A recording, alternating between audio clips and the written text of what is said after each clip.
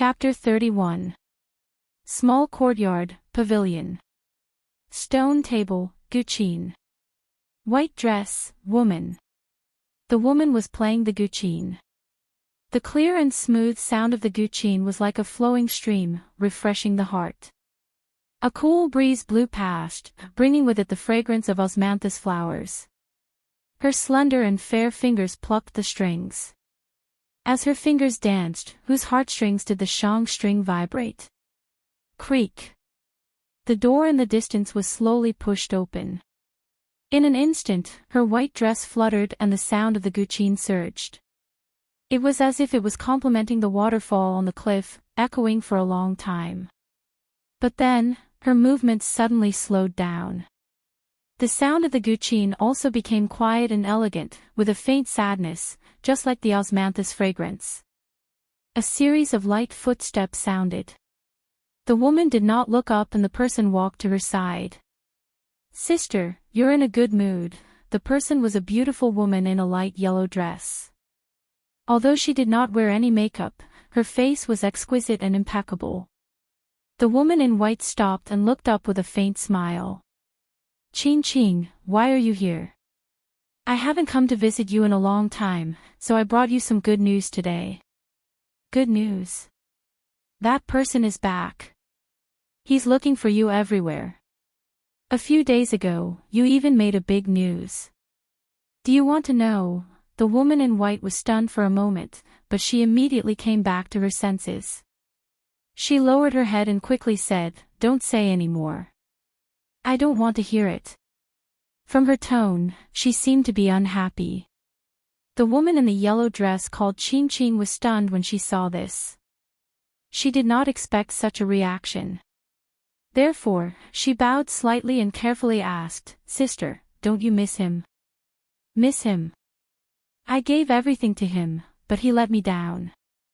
Why should I miss him? From the moment he left, I had already decided that I would never see him again in this lifetime." The woman in white seemed to get angrier the more she thought about it. Before the woman in the yellow dress could speak, she continued, "Qing, go back. I'm not in a good mood today. I want to be alone." The woman in the yellow dress frowned. She wanted to see if there was anything strange about the woman in white. However, the woman in white had her head slightly lowered, so no one could see the expression on her face. After hesitating for a moment, the yellow-dressed woman smiled and said softly, "All right then. Have a good rest, big sister. I'll leave first." With that, she turned around and walked out the way she had come. Creak. The door closed again. The woman in white finally raised her head and glanced at the door. There was no trace of anger on her face, only indescribable confusion and sorrow. She tilted her head to look at the guqin and lowered her eyes. Suddenly, a crystal-clear tear slowly slid down from the corner of her eye. The next morning, Lin Xian had just entered the office when his phone rang. She took out her phone and saw that it was a WeChat message from Wang Lu. Xian, did you see the news yesterday? Was it Qin doing? That's awesome." Lin Xian was stunned for a moment before replying, "I'm not sure, but I think it's Qin doing. After all, he's been looking for Ying." "Definitely. I thought that Qin hadn't done well in the past few years. I didn't expect him to amaze the world with a single brilliant feat. He's really awesome. His WeChat moments are exploding. I left a comment saying that Qin Ruoying is my classmate, but no one believes it. I'm so angry." Lin Xian typed a paragraph, but after thinking for a while, she pressed the delete button and wrote again, "Where's Xiao Yuan? What's the situation now?" Wang Lu seemed to be really free and replied immediately, "He's still in the hospital. However, according to Li Xiuwen, Xiao Yuan's family doesn't seem to want to pursue the matter. I'm not too sure about the specific situation. Don't pursue the matter." Lin Xian sat in her seat and held her phone, thinking about something. Wang Lu waited for a moment. Seeing that she didn't reply, she continued, Xian, what's Qin doing now? I heard that the Fuqing building's advertisement doesn't seem to be available just because you have money. Qin can book an entire night's advertisement. It shouldn't be easy, right? I think we should contact our old classmate more when we have time. One more friend means one more path. Lin Xian's phone vibrated, waking her up from her chaotic thoughts. I only know that he seems to be at home taking care of the child recently. I don't know what he's doing specifically. I'm going to work. I'll talk later. 2 messages in a row. After sending them, Lin Xian sat at her desk and looked out the window thoughtfully. Her office was in a very good location. It was located at the corner of the 23rd floor. Standing in front of the floor-to-ceiling window, one could overlook the entire Dianjiang River and Zhongshan Road. Back to last night. Not long after Qin Ruoying's name lit up, Lin Xian had already arrived at the Fuqing building. She raised her head and looked at the dazzling LED lights, carefully reading every word on it. Although she wasn't sure if this was Qin's doing, Lin Xian had already subconsciously thought that only Qin would do such a thing. Some things really touched people's hearts. So even if the person involved wasn't herself, and she wasn't even sure if the protagonist of the advertisement was Qin Shi and Qin Ruoying, Lin Xian couldn't help but be moved to tears. On the other side of the Dianjiang River, Qin Shi sat in the chair for several hours. Suddenly, a series of urgent ringing sounds rang out, waking him up from his chaotic thoughts. He looked at the caller ID and saw that it was Aunt Zhang. Qin Shi then noticed that it was already 9:00 in the evening. And he had been sitting here for 6 or 7 hours. Because he was so immersed in his thoughts, he forgot to tell Aunt Zhang in the morning that he was going home for dinner. Hello? Aunt Zhang. Qin Shi quickly answered the phone. But it wasn't Aunt Zhang's voice that came from the other end of the phone, but the little girl's loud voice, Papa. When are you coming home? As soon as he heard his daughter's sweet voice, Qin Shi immediately smiled and replied, Soon. Papa is off work and will be home soon. Then I'll wait for you at home. Papa, hurry up. Okay. Papa, run. Okay. Horse, run. Go. Go. Go. Go. Go. The little girl played with Qin Shi on the phone. So, Qin Shi immediately pretended to be a horse and responded on the other end of the phone, Neigh, neigh, neigh. The little girl held the phone and giggled happily. But at this time, Aunt Zhang grabbed the phone and told Qin Shi, Don't listen to this silly child. Qin Shi, watch the road when you come back and be careful. You haven't eaten yet, right? I'll go heat up the food for you now. It should be ready when you come back. Okay, then I'll have to trouble you, Aunt Zhang. Don't be so polite. Be careful on the road. Don't worry, we'll wait for you. Chapter 32. The next day. Early in the morning, Qin Shi went straight to the bank with Ninian using the excuse of going out to buy something. When he left yesterday, Ning Chudong gave him a card with 100,000 yuan on it. It was his reward. In fact, Ning Chudong wanted to give him 1,000,000 yuan as a reward, but Qin Shi insisted on only taking 100,000. After all, he had already said that he only wanted 100,000, so he naturally wouldn't take more. Qin Shi was a man of his word. Although he said that he wouldn't save Ning Zhonghua, he still saved Ning Zhonghua in the end. It wasn't that Qin Shi didn't have principles. The reason why he helped was mainly because Ning Chudong asked him for help as a daughter. This really moved Qin Shi. After all, he was also a father. For Ninian's sake, Qin Shi chose to forgive Ning Chudong. And after he and Ning Chudong buried the hatchet, the 2 things that he asked the Ning family for help with were tacitly agreed by both parties, favors. Qin Shi asked himself if he had the chance to return this favor in the future, and the Ning family thought that Qin Shi had the ability to return this favor. Therefore, both parties tacitly considered treating Ning Zhongguo's treatment as a pure transaction. Favors could be returned slowly, but the reward had to be settled on the spot. In the bank. Qin Shi originally planned to apply for another bank card, deposit 50,000 yuan, and then give the card directly to Aunt Zhang. But the teller regretfully told Qin Shi that everyone could only apply for one card at each bank. Therefore, Qin Shi had to take out 60,000 yuan in cash, leave 10,000 for his daily expenses, and give the rest to Aunt Zhang. After returning home, Aunt Zhang was wondering why Qin Shi didn't go to work at 10 o'clock.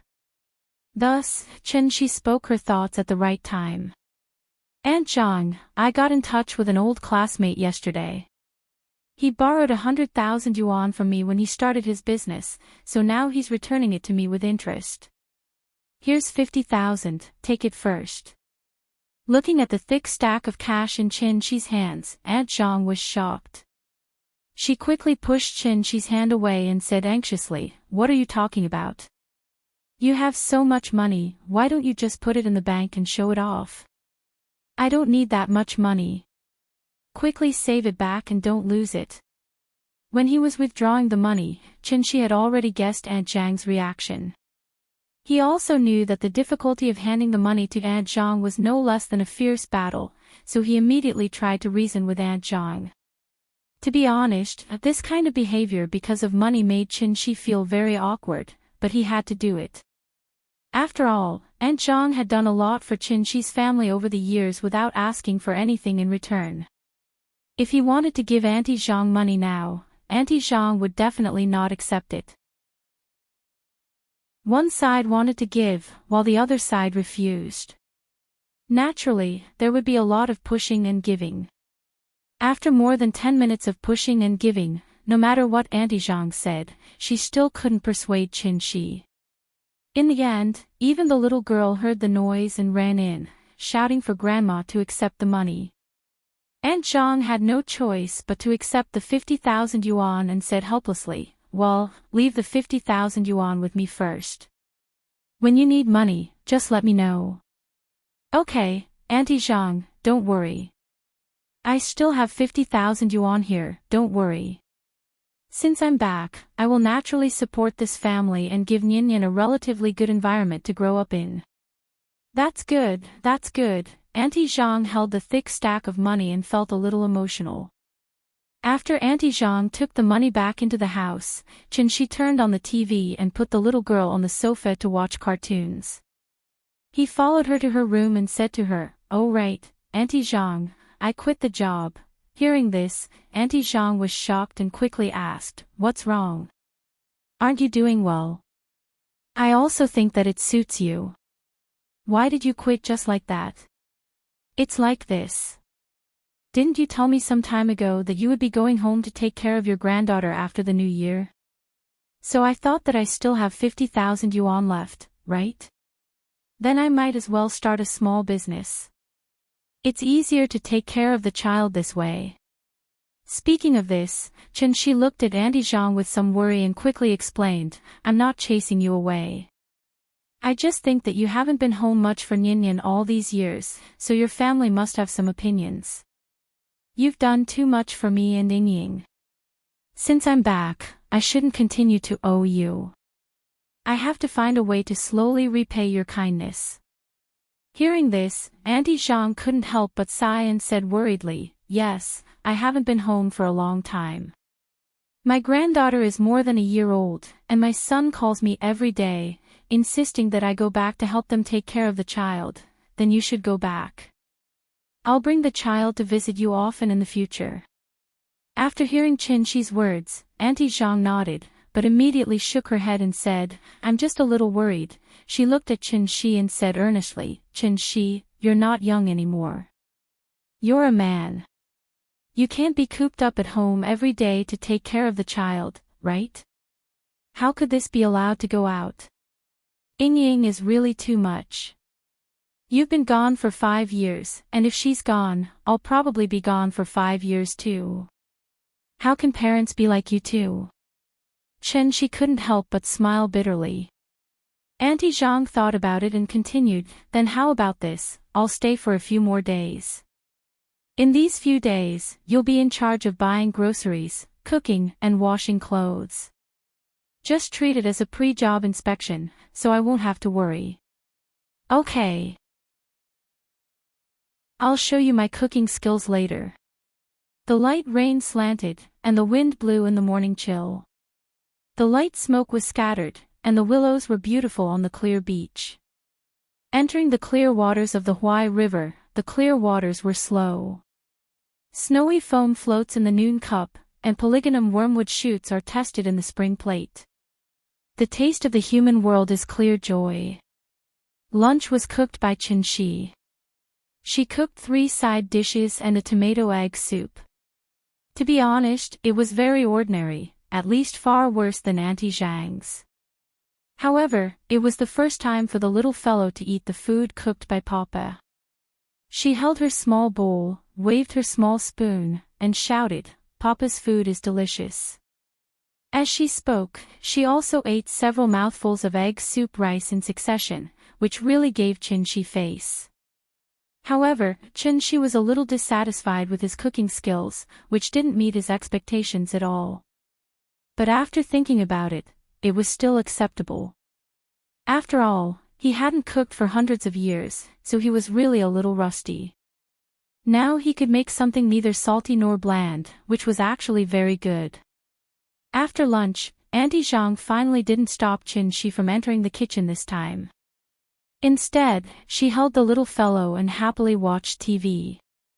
She took the bowls and chopsticks back to the kitchen, wiped the table with a towel, and then washed the dishes, scrubbed the pots, and wiped the stove. After cleaning up the kitchen, he had to wipe the table and windows, sweep the floor, and throw the little fellow's dirty clothes into the washing machine. Some clothes were stained with too much oil, so he could only wash them slowly with soap. After everything was done, it was almost 3:00 in the afternoon. Auntie Zhang was going to take a nap, so Shi forced the TV off and the little fellow's reluctant cries, and then coaxed her to recite a book. What was life? This was life. A bachelor could throw the takeout box into the garbage bag after eating, and when the garbage bag outside the door was piled up to a certain extent, he could throw it all into the trash can. The room could only be cleaned once every half a month, and the bed sheets could only be changed once a month or even 3 months. This was also a kind of life, but it was not a father's life. A child was not a toy. He could move, run, and think. Was Shi really short of money?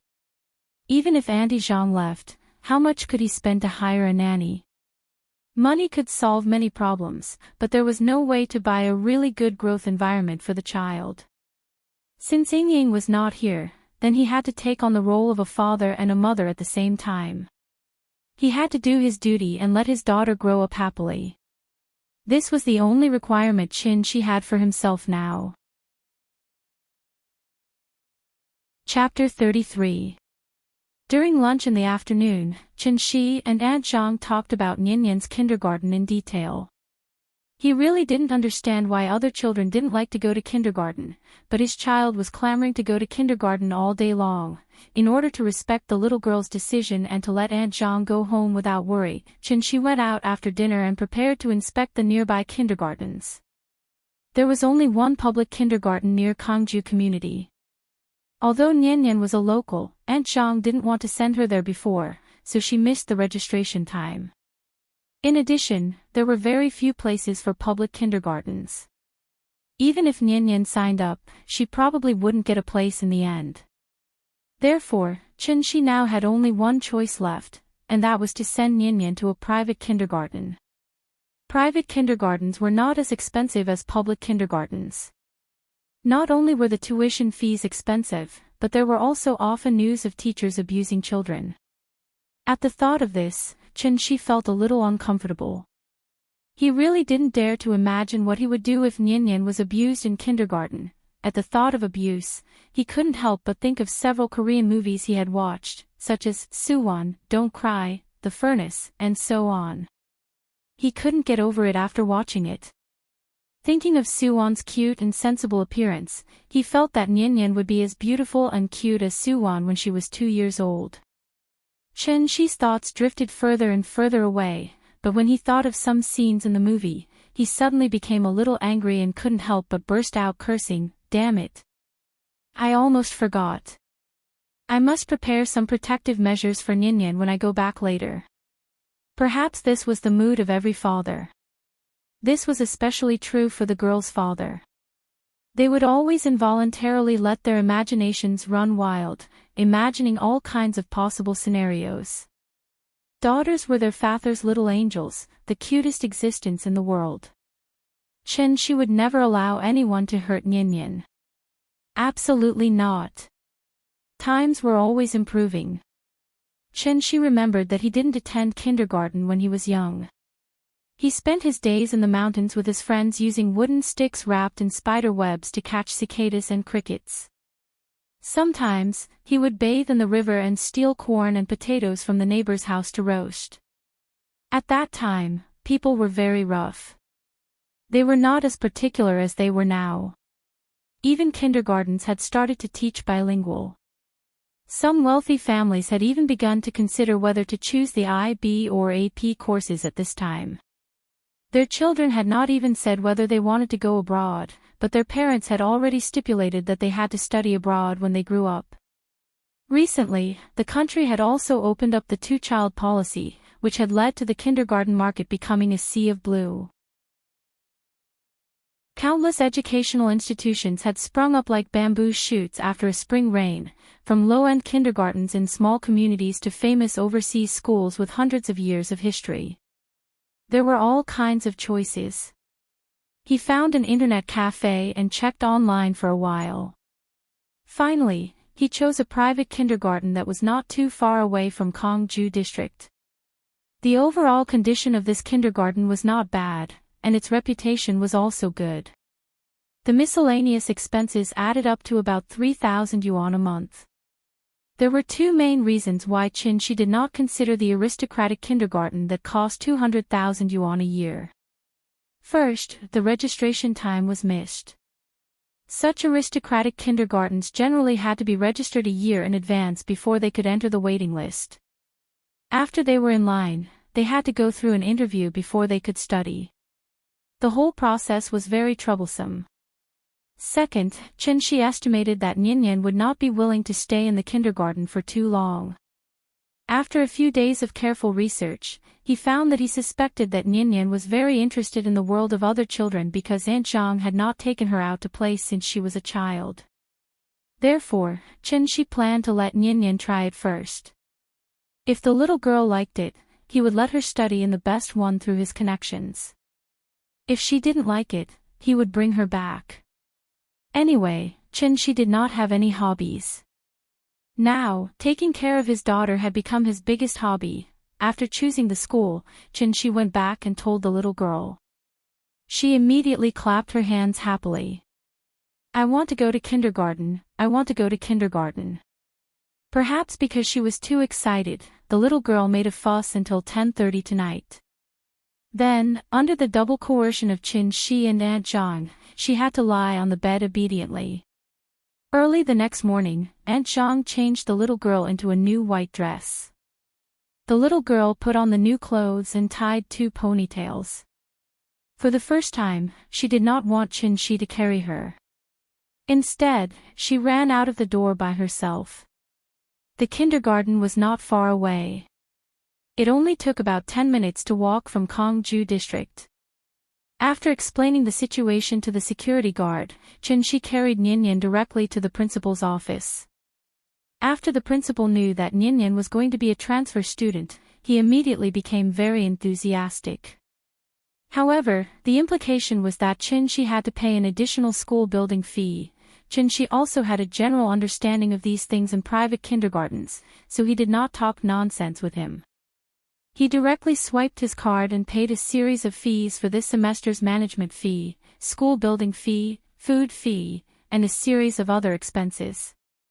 After the card was swiped, nearly 20,000 yuan was gone. This kind of kindergarten was not so particular. As soon as Chin-shi paid the fees, the principal immediately called a woman in her 30s. She looked quite kind. The woman's surname was Wang. In the future, she would be Nian-Nian's class teacher.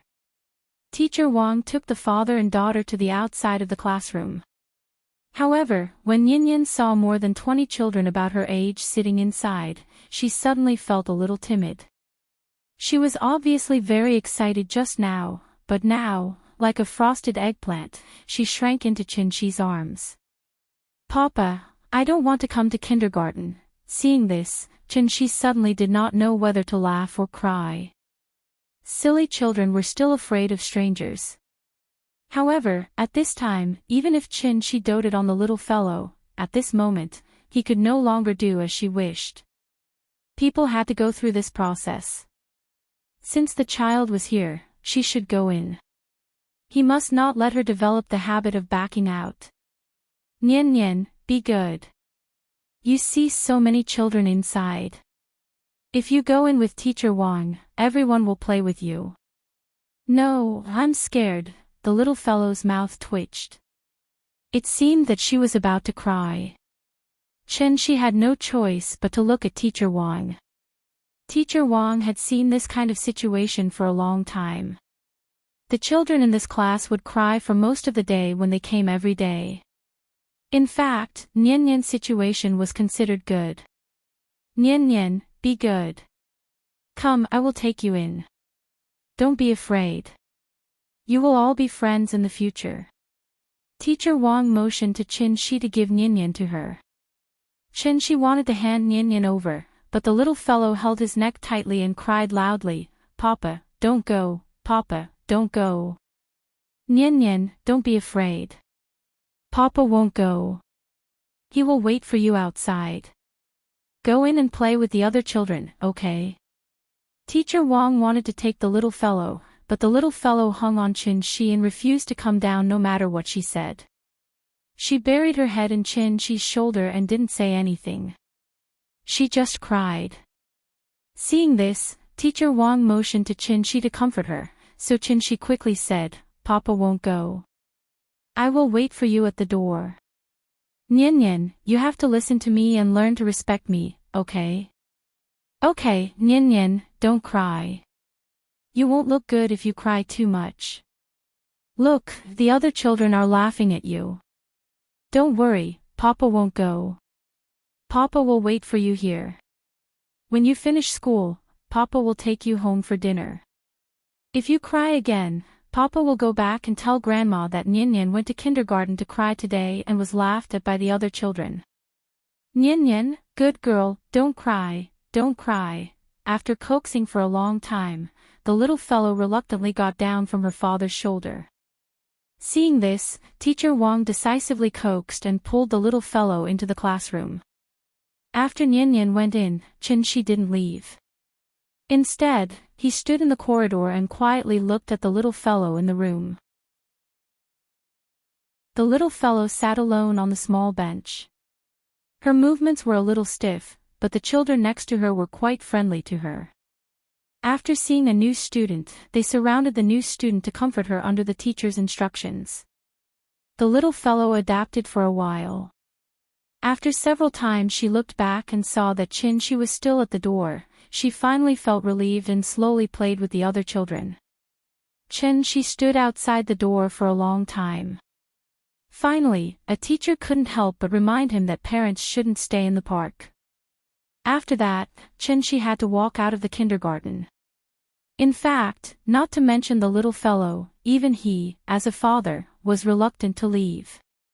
Although it was just to send the child to kindergarten and go home at night. But Chin-shi always felt empty in her heart. That kind of feeling was really strange. Asterisk asterisk asterisk asterisk asterisk asterisk asterisk asterisk asterisk asterisk. Thank you to Universe Handsome King, Farewell to the Sea and Night, What is Dao 1, Looking to Tomorrow, and Li Shu Zhen, for their tips. Chapter 34. Zhao Yuan was discharged from the hospital. With 8 broken ribs, it would probably take more than half a year for him to recover.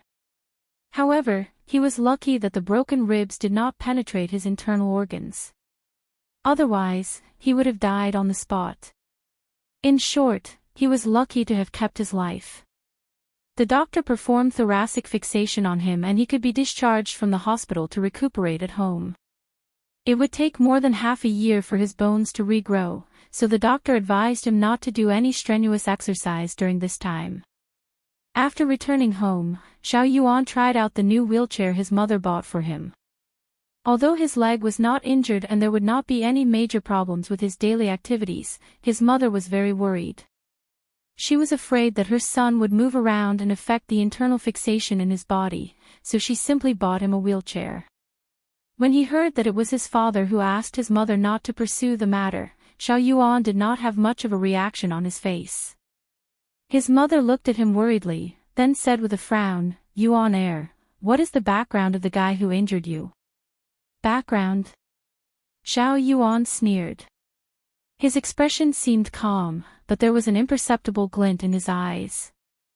No background, just a piece of trash who was abandoned by his wife.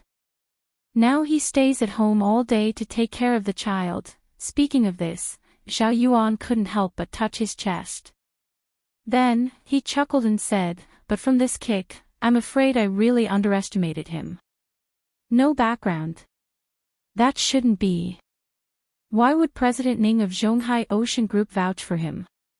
Hearing this, Xiao Yuan shook his head and said with some confusion, "I'm not sure, but I'll send someone to investigate." "Yuan heir, we can't just let this go." "I know." The woman wanted to say something, but Xiao Yuan waved his hand at her and said, "Mom, you don't have to worry about this. I have my own arrangements." Xiao Yuan gave Li Xiuan a call and asked to meet him. It was Li Xiuan who sent Xiao Yuan to the hospital that day, so Li Xiuan was very clear about Xiao Yuan's situation. News always spread quickly in the circle, so Li Xiuan roughly knew that the police did not come to arrest Xiao Yuan because the Zhao family did not want to pursue the matter of Xiao Yuan's injury. Now that he suddenly received a call from Xiao Yuan, Li Xiuan's first reaction was, Xiao Yuan was ready to retaliate. Although he didn't want to get involved, no matter what, he and Xiao Yuan were friends. Plus, Xiao Yuan was a few years younger than him, so Li Xiuan couldn't refuse. Xiao Yuan chose a very high-end private club as the location. As soon as Li Xiuan entered, he saw Xiao Yuan sitting in a wheelchair and was shocked. He quickly went up and asked, "Young Master Yuan, are you okay? Brother Li is here. Come, take a seat." After asking Li Xiuan to sit down, Xiao Yuan smiled and said, 8 of his ribs are broken and fixed internally. His leg is fine. It's just that when he swings his arm while walking, it might affect his wound. He'll be fine in 2 days. That's good. Li Xiuan laughed dryly and did not reply. Xiao Yuan glanced at him and didn't care. He continued, "Brother Li, you know that I have a bad temper and do things impulsively. It's really hard for me to take it lying down after being beaten up like that." Hearing that, Li Xiuan nodded and said objectively, "It's just a verbal argument. That Qinshi guy actually hit you so hard. It's really a bit too much." A bit too much. Xiao Yuan shook his head and suddenly changed. He said each word clearly and sternly, "Brother Li, do you know? He almost took my life." Li Xiuan was stunned and still didn't say anything. Since it involved the safety of their lives, this was a huge grudge. However, because it had nothing to do with him, Li Xiuan couldn't express any opinions. The room quieted down. Xiao Yuan took a sip of tea, then asked casually, "I heard that you've been chasing Lin Xian for a long time, Brother Li." Hearing that, Li Xiuan's expression changed. Was this Xiao Yuan crazy? Who in Zhonghai didn't know that Lin Xian was the woman he had his eyes on? She was already his exclusive property. Could it be that he still wanted to go against him? Therefore, Li Xiaowen stared at Xiao Yuan and emphasized with some displeasure, Lin Xian is the woman I have my eyes on. I know, of course I know. Xiao Yuan laughed loudly and gestured for Li Xiaowen not to worry. He then continued, I know that you've been chasing her for a few years and haven't gotten her. So, as your brother, I want to help you. What do you want to do? Li Xiaowen asked with a frown. Xiao Yuan smiled and pointed upstairs. He said, I've reserved a room for you upstairs. Miss Lin Xian will come over later, F***ck. Li Xiaowen stood up from the sofa in anger. He then pointed at Xiao Yuan and shouted, I'm warning you, don't do anything rash. If you dare to touch Lin Xian, I won't let you go. Hearing that, Xiao Yuan couldn't help but be stunned. Did young Master Li really have feelings for her? Young Master Li of the Wenmao group was a bed that countless women would line up to get on. Xiao Yuan thought that Li Xiaowen just wanted to play a game of cat and mouse with Lin Xian. That was why he was hesitant for so long. He didn't expect Li Xiaowen to really have feelings for her. It wasn't that Xiao Yuan was bragging. How many men in their circle really took feelings seriously? He didn't expect Lin Xian to be so important in Li Xiaowen's heart. He made a mistake. Seeing that Li Xiaowen was furious, Xiao Yuan immediately put on a smiling face and said with a chuckle, just kidding, just kidding. Since Brother Li has already said so, why would I have any ideas about Lin Xian? I can't offend you for a woman, right? It's good that you know. Li Xiaowen snorted and then stopped being polite. He said, I still have things to do at the company. Take your time, young Master Li. After that, Li Xiaowen flicked his sleeves and left. After Li Xiaowen left, Xiao Yuan sat quietly in his wheelchair and seemed to be thinking about something. After a while, he picked up the phone next to him. He dialed a number and then ordered the person on the other end of the phone, do it. When Xiao Yuan put down the phone, his gaze had already drifted to the female receptionist in a cheongsam at the door. You, come here for a moment. The woman in the cheongsam heard Xiao Yuan's voice and quickly ran to his side. She bowed slightly and asked, Mr. Zhao, do you have any orders? Xiao Yuan looked at her beautiful face and then at her curvy figure, then nodded in satisfaction. Then, under the woman's confused gaze, he suddenly pointed at his crotch. The woman in the cheongsam was stunned for a moment and immediately understood what Xiao Yuan meant. She quickly responded with a smile, Mr. Zhao, there is a professional technician upstairs who can serve you, it's you. I'm sorry, 100,000. There was a rustling sound in the room. Xiao Yuan looked at the woman in the cheongsam who was kneeling in front of him with satisfaction. Suddenly, he hugged her head with both hands and then pressed it down hard. The woman let out a whimper and struggled to raise her head, but Xiao Yuan didn't care at all. He muttered to himself with a ferocious expression, Are you that good at martial arts? Come, I'll slowly play with you. Asterisk asterisk asterisk asterisk asterisk asterisk asterisk asterisk asterisk asterisk. Chapter 35. At 3:30 in the afternoon. There was still half an hour before school was over, but the surroundings were already crowded with people. There was no need to guess that these were all parents who came to pick up their children. Chen Shi was a young man in his 20s. Standing in the middle of a group of uncles and aunties, he looked like a crane in a flock of chicken. The children were playing games on the playground of the kindergarten. Chen Shi looked at the little fellow across the wall and found that she was playing happily on the slide and didn't notice him standing outside the wall. It seemed that she was so happy that she forgot to look for Papa, which made Chen Shi feel a lot more at ease. He was really afraid that Nian would not be able to adapt to the environment of the kindergarten. He couldn't let the child suffer from strange diseases such as autism and depression, because these were related to mental health and other diseases. He really couldn't deal with them. Chen Shi stood outside the wall and looked at Nian. At this time, an ant suddenly reached out and patted him. Hey, young man, are you the child of Sister Zhang's family? Chen Shi looked back and saw a big sister standing behind him with a smile on her face. It was the fat aunt he met when he just entered the community on the first day he came back. Ah. Yes, I live in Block 5, Unit 1, Room 302. Auntie, who are you? Hey, I always feel that you are a little familiar. I seem to have seen you several times in the community. Just now, I suddenly saw Nian inside, so I thought, could Nian be your child? My surname is Qian, you can call me Auntie Qian. My grandson is also inside. Look, it's that troublemaker. As the fat aunt spoke, she smiled and pointed to the boy running like the wind on the playground. Looking at her posture, it seemed that she had completely forgotten that she had once regarded Chen Shi as a lunatic beggar. Hello, Auntie Qian, I'm working outside and just came home for a while, so I can't even recognize all the neighbors next door. It's okay, you'll know them after a while. Auntie Qian waved her hand and said with a smile, let me tell you, your Nian is the most obedient child in our community. The little girl is so cute.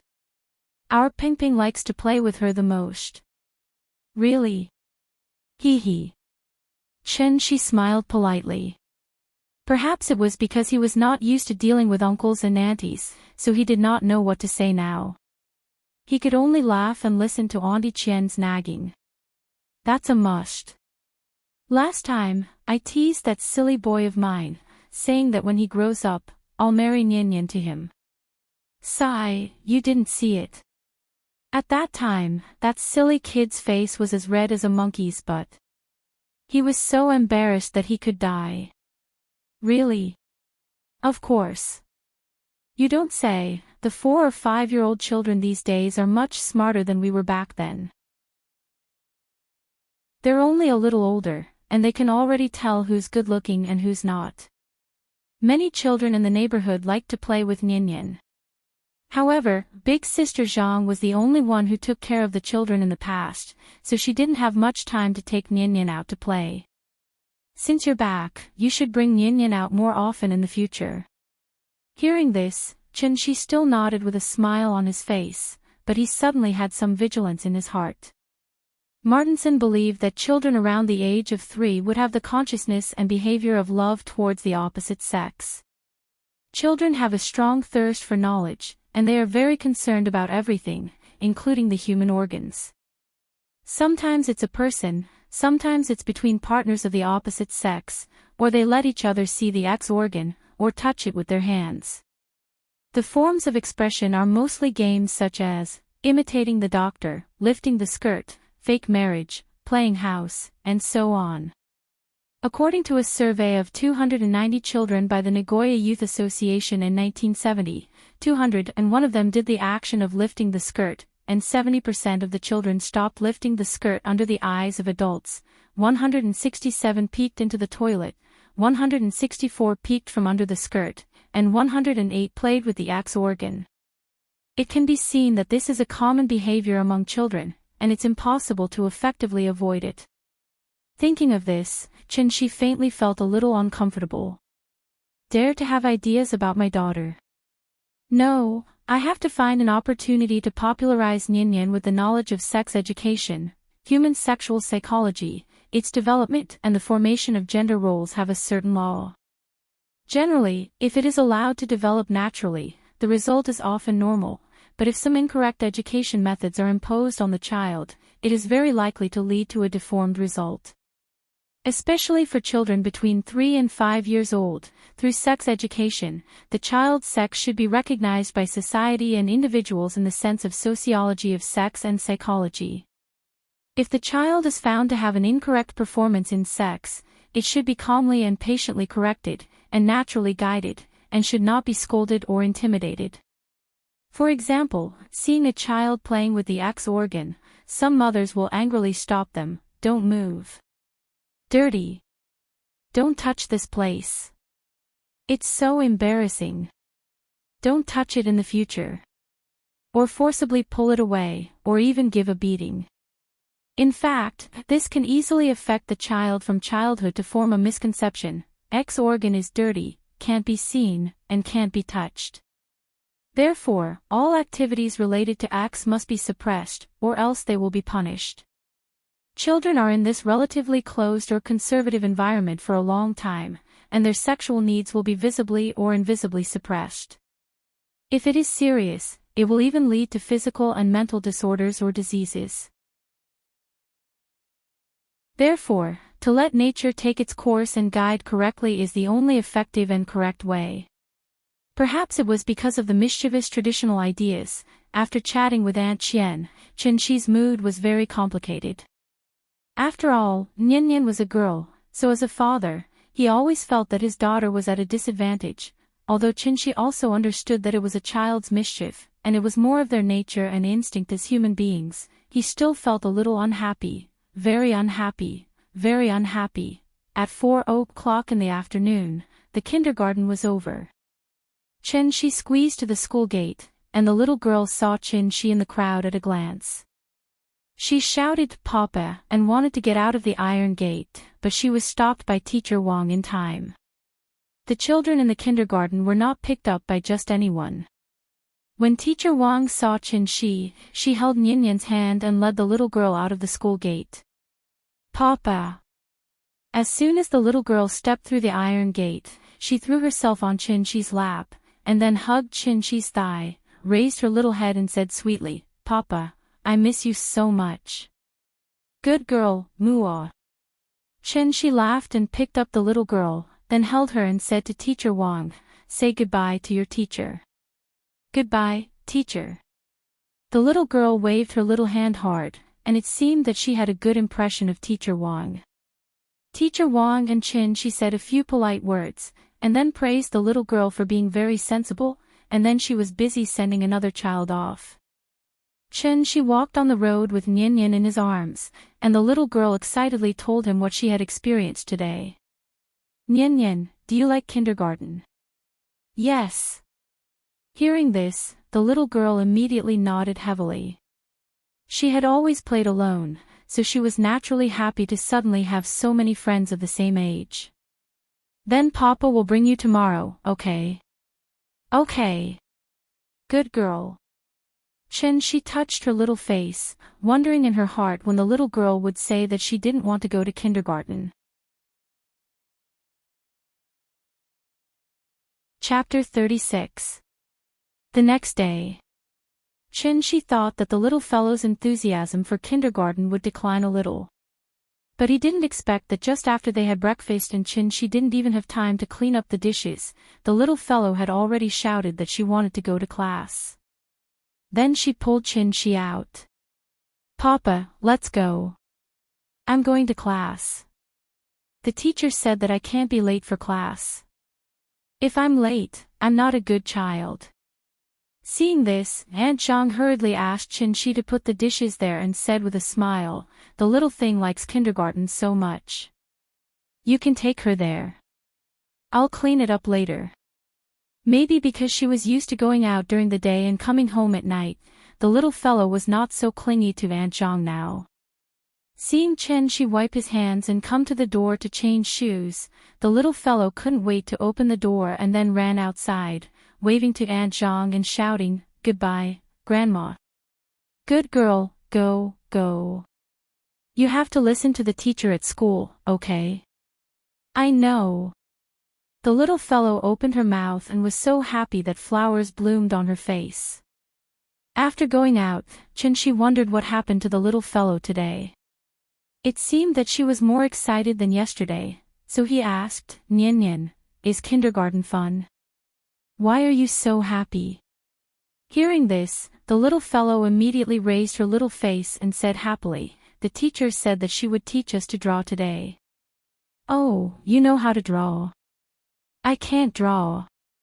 The little fellow shook her head and then continued happily, "But after the teacher taught me, I can draw. Then when you learn to draw, you can come back and draw for Papa."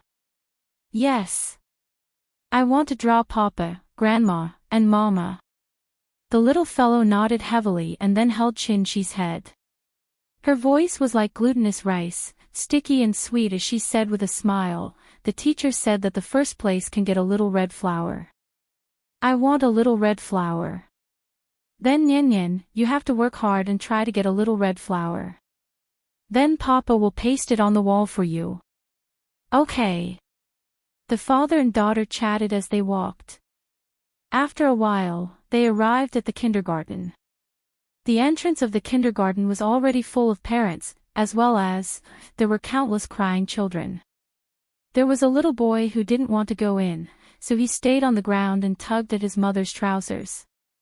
No matter how his mother tried to persuade him, he wouldn't listen and kept saying that he didn't want to go to kindergarten. His mother was so angry that she wanted to hit him. When Chen-Shi saw that, he took advantage of the fact that the little fellow was still excited and hurriedly said to her, "Nyan Nyan, look, isn't that brother embarrassed? Crying, shame, shame, shame." As the little girl spoke, she used her small hand to scratch her face, making a look of disdain. "Then in the future, when Daddy sends you to kindergarten, you can't be like him." "I won't cry." The little guy proudly turned his little head away, as if he had completely forgotten how pitiful he had been the day before. Teacher Wang and 2 other teachers were standing at the school gate to welcome the children in their class. Chen-Shi put Nyan Nyan down and motioned for her to hurry over. But at this time, the little fellow stood on the ground and tugged at Chen-Shi's hand, then pointed to her little face. Seeing this, Chen-Shi immediately squatted down with a big laugh, then gave the little fellow a big kiss on the face. Only then did she jump and run to the iron gate. "Goodbye, Daddy. Go, listen to the teacher, Daddy will wait for you here after school."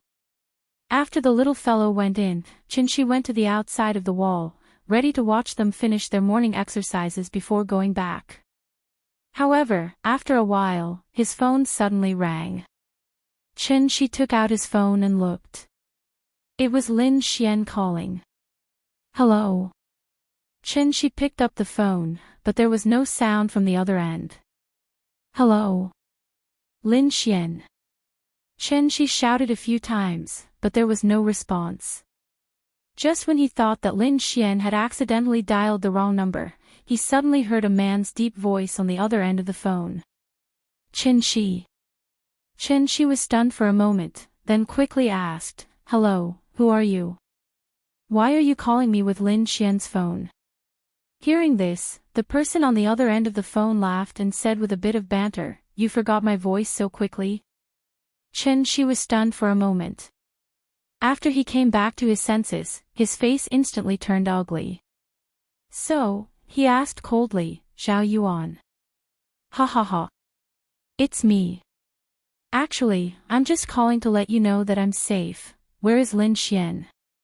Chen-Shi stood on the sidewalk outside the kindergarten wall with the phone in his hand. His voice seemed to come from the 9 serenities, cold and harsh. "Lin Xian. Oh, she's here. I borrowed her phone to call you. I'll give it back to her later. Zhao Yuan, I'm warning you. If you dare to touch a hair on Lin Xian's head, I'll let you know what it means to be skinned alive." As soon as he finished speaking, a green brick under Chen-Shi's feet suddenly shattered with a kacha sound. Zhao Yuan on the other end of the phone laughed and said, "I'll let her talk to you." Chen-Shi turned up the volume to the maximum, but after listening for a while, he could only hear a rustling sound.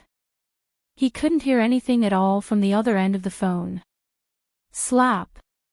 Suddenly, the sound of a slap was heard. Then, Zhao Yuan's gloomy voice came from the other end of the phone, speak to him." However, after his voice fell, there was still no sound from the other end of the phone, as if Zhao Yuan was talking to the air. Chen-Shi waited for a while, but still didn't hear anything. But right after that, the sound of a slap came from the other end of the phone. "I'm F***King asking you to speak." The more Chen-Shi listened, the more he felt that something was wrong. He quickly shouted on the phone, "Lin Xian. Lin Xian, are you okay?" On the other end of the phone, Lin Xian sat on the sofa, while Zhao Yuan held the phone to her mouth, constantly asking her to speak. However, Lin Xian kept her mouth tightly closed. No matter how Zhao Yuan hit her, she didn't make a sound. F***ck. Zhao Yuan was enraged. He grabbed her hair and pulled it up with all his strength, as if he wanted to lift her up by pulling her hair. Lin Xian's hands were tied behind her back, so she couldn't struggle. She could only groan in pain. Maybe because her voice was heard by Qin Shi, Lin Xian didn't force it. She opened her mouth and quickly shouted, "Qin Shi, don't listen to him, don't come to me. Call the police. B***tch, you still want to play tricks." Zhao Yuan spat fiercely, then gave him another slap. After that, Zhao Yuan picked up the phone and said with a gloomy face, "Qin Shi, I advise you not to call the police, or you should know what will happen next.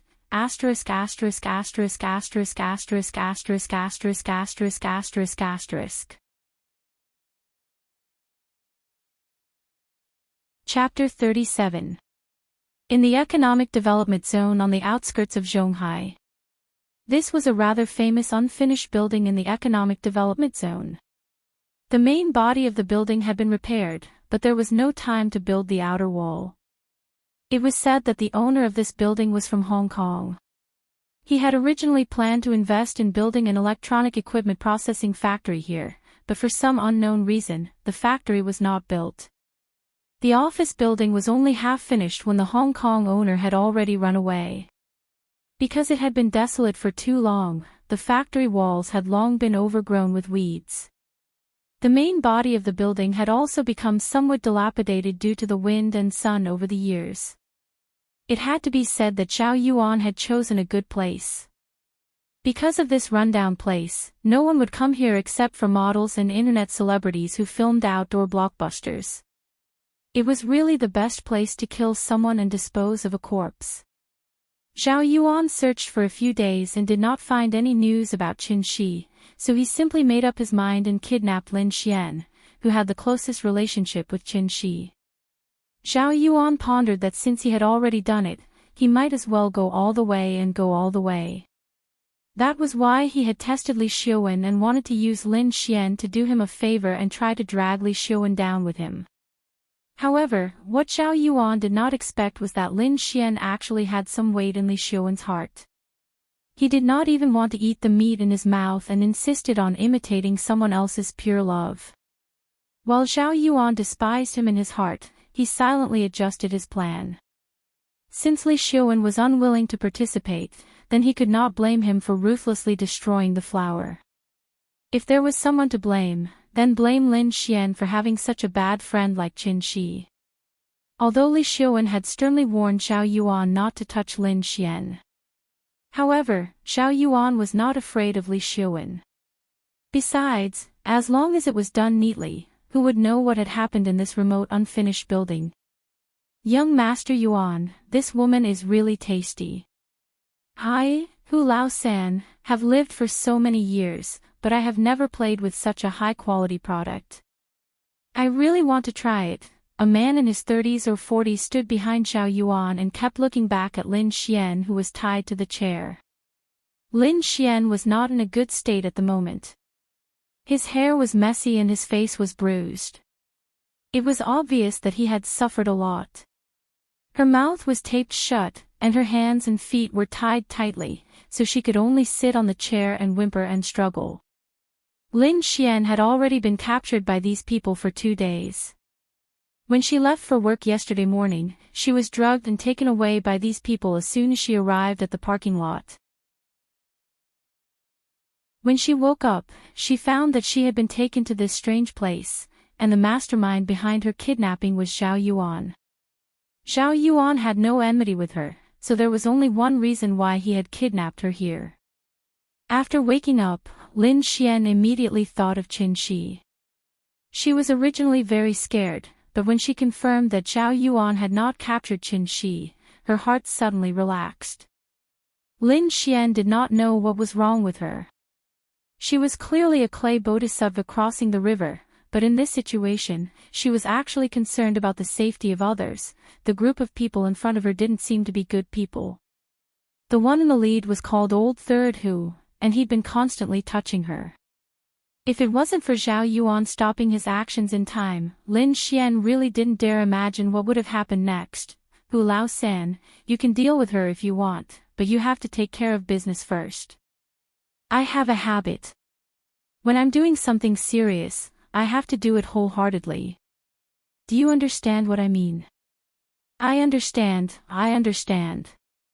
Young Master Yuan, you're right. The fierce-looking Hu Lao San squeezed out a very twisted smile and nodded in agreement. Zhao Yuan's spending this time was not small. 10 million yuan, including Hu Lao San and 6 other outlaws, to buy Qinxi's life. Seeing that Hu Lao San was sensible, Zhao Yuan nodded with satisfaction. Then he sat on the sofa they temporarily got and closed his eyes to rest. Hu Lao San scratched his head and asked with some doubts, Young Master Yuan, are you so sure that the kid will come alone? He won't call the police, right? Don't worry. With my understanding of him, he will not ignore the safety of this woman. Speaking of this, Zhao Yuan paused, sneered, and continued, I have already arranged in the Municipal Public Security Bureau. If he calls the police, we have enough time to evacuate. Don't worry. Hu Lao San thought about it and still said with some worry, what if the kid doesn't come? Hearing this, Zhao Yuan could not help but laugh. He was laughing, but his eyes were cold. As well as bone-deep hatred. He will come. Zhao Yuan suddenly thought of something and added, by the way, you have to be careful when he comes. That kid is a martial artist. You have to remember to be careful. Don't fall into the gutter. A martial artist? Hu Lao San pursed his lips and asked fiercely, can you beat a gun? He broke 8 of my ribs with one kick. What do you think? Zhao Yuan touched his chest and looked at Hu Lao San with interest. So powerful. Hu Lao San was obviously shocked by his words. His face was full of disbelief. Qinxi took a taxi, but he did not take the taxi directly to the unfinished building. Instead, he got off at the entrance of a factory on the street and walked over. Just as he walked through the entrance of the unfinished building, Qinxi saw a young man hiding behind the wall on the 2nd floor and looking around. Looking at his sneaky appearance, he was probably sent by Zhao Yuan to keep watch. Qinxi ignored him and walked directly into the unfinished building. After seeing Qinxi enter the building, the young man was stunned for a moment and immediately rushed to the 3rd floor. Young Master Yuan, that kid is here. Because he ran too fast, the young man said while panting. This kind of hooligan was addicted to prostitution, gambling, and drugs. He lived like a parasite. He could intimidate and do odd jobs, but if he really fought, he would tire himself out before he could even swing a few fists. His mission today was to act as a lookout, but just as he ran to the 3rd floor and shouted, Qinxi's figure had already appeared behind him. So fast. The young man looked at Qinxi in surprise, but Qinxi ignored him and walked directly in the direction of Zhao Yuan. Light footsteps sounded in the unfinished building, which was leaking air everywhere. When she saw Qinxi appear, Lin Xian immediately became agitated. She shook her head frantically and her eyes were full of despair. She sobbed and wanted to ask Qinxi to leave quickly, but her mouth was firmly sealed with tape. She could only twist her body frantically. Qinxi saw the pain and despair in her eyes, and then looked at her disheveled appearance, and her heart couldn't help but clench fiercely. Sorry, I'm late.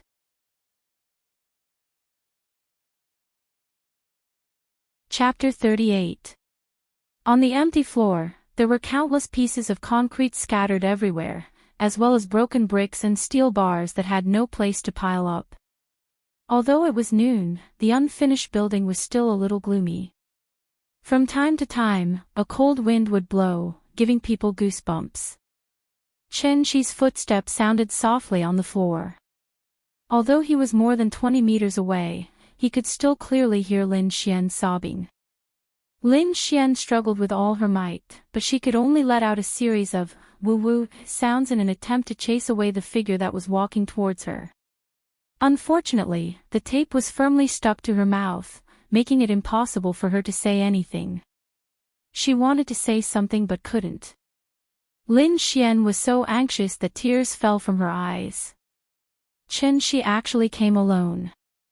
He didn't call the police. Lin Xian was about to lose all hope. She originally thought that this would only happen in movies, but it actually happened to her in real life. The male lead didn't call the police. Instead, he barged into the enemy's lair alone. This kind of stupid behavior was not so much the male lead's personal heroism, but the director's excessive fantasy. If the police couldn't solve the problem, what was the use of Chen Shi coming here? The heroism of heroic sacrifice under the romantic mood. If Lin Xian could open her mouth to speak, she probably would have already scolded Chen Shi. Zhao Yuan also seemed a little surprised. Chen Shi really dared to come here alone. He signaled with his eyes, and a few of his subordinates spread out, observing the surrounding movements from the top of the building. After observing for a while and confirming that there was nothing strange in the surroundings, they surrounded him without any scruples. Chen Shi stopped not far in front of Zhao Yuan. Zhao Yuan looked at him for a while, then suddenly laughed. After laughing for a while, Zhao Yuan said in a sinister voice, "I really didn't expect you to be a martial artist." "There are too many things you didn't expect." Chen Shi glanced at Zhao Yuan contemptuously and said lightly, "Actually, you should be glad, because ignorance gives you great courage." "Ignorance gives me courage." Zhao Yuan was stunned for a moment. Then, as if he had heard a joke, he laughed wildly. While Zhao Yuan was laughing, Hu Lao San, who was standing next to him, suddenly winked at the young man behind Chen Shi. This young man who was sent as a sentry was not good at killing or arson, but he was good at stealing. Because he was very quick-witted, he instantly understood what Hu Lao San meant. Therefore, the young man secretly took out a folding knife and, while Chen Shi and Zhao Yuan were talking, quietly crept over. Don't be fooled by Old Third Hu's ferocious appearance, which always made people mistakenly think that his brain was full of muscles, but in fact, Old Third Hu was very shrewd. Strategically, they despised the enemy, but tactically, they valued the enemy. Even a lion would use all its strength to hunt a rabbit. What's more, they were in a business that involved licking blood from the tip of the blade. If they were not careful and cautious in their work, they would have long since capsized in some gutter.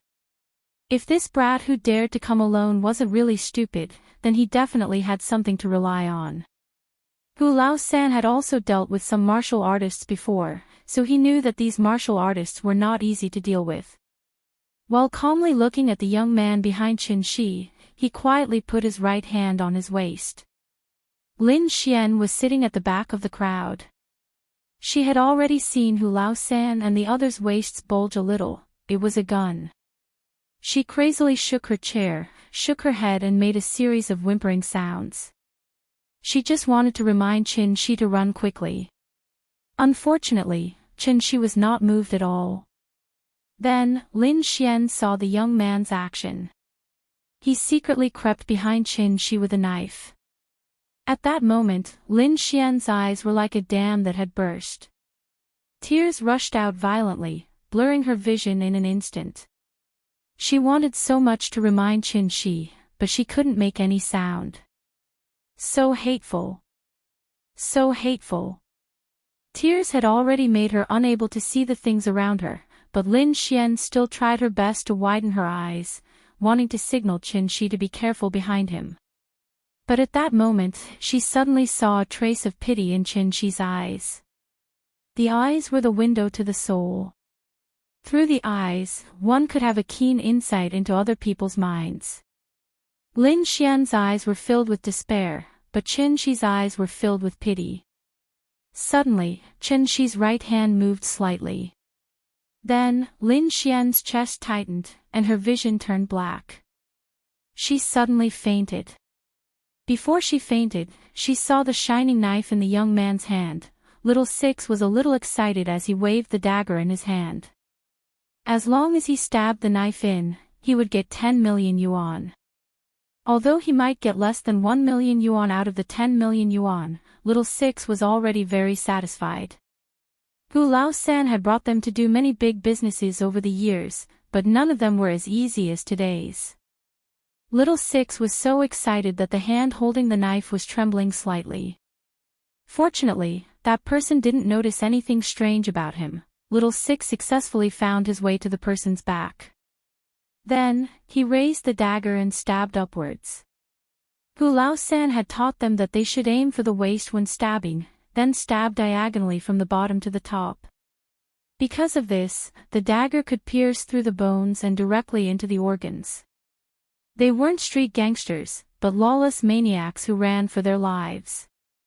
When stabbing someone, they naturally had to stab to death. Little Six was a little excited as he stabbed with the knife. But before he could be happy, a hand suddenly appeared in his line of sight. Then, his neck suddenly felt like it was clamped by a steel clamp. He was like a little chick, being choked by the neck and lifted into the air. Little Six struggled with all his might.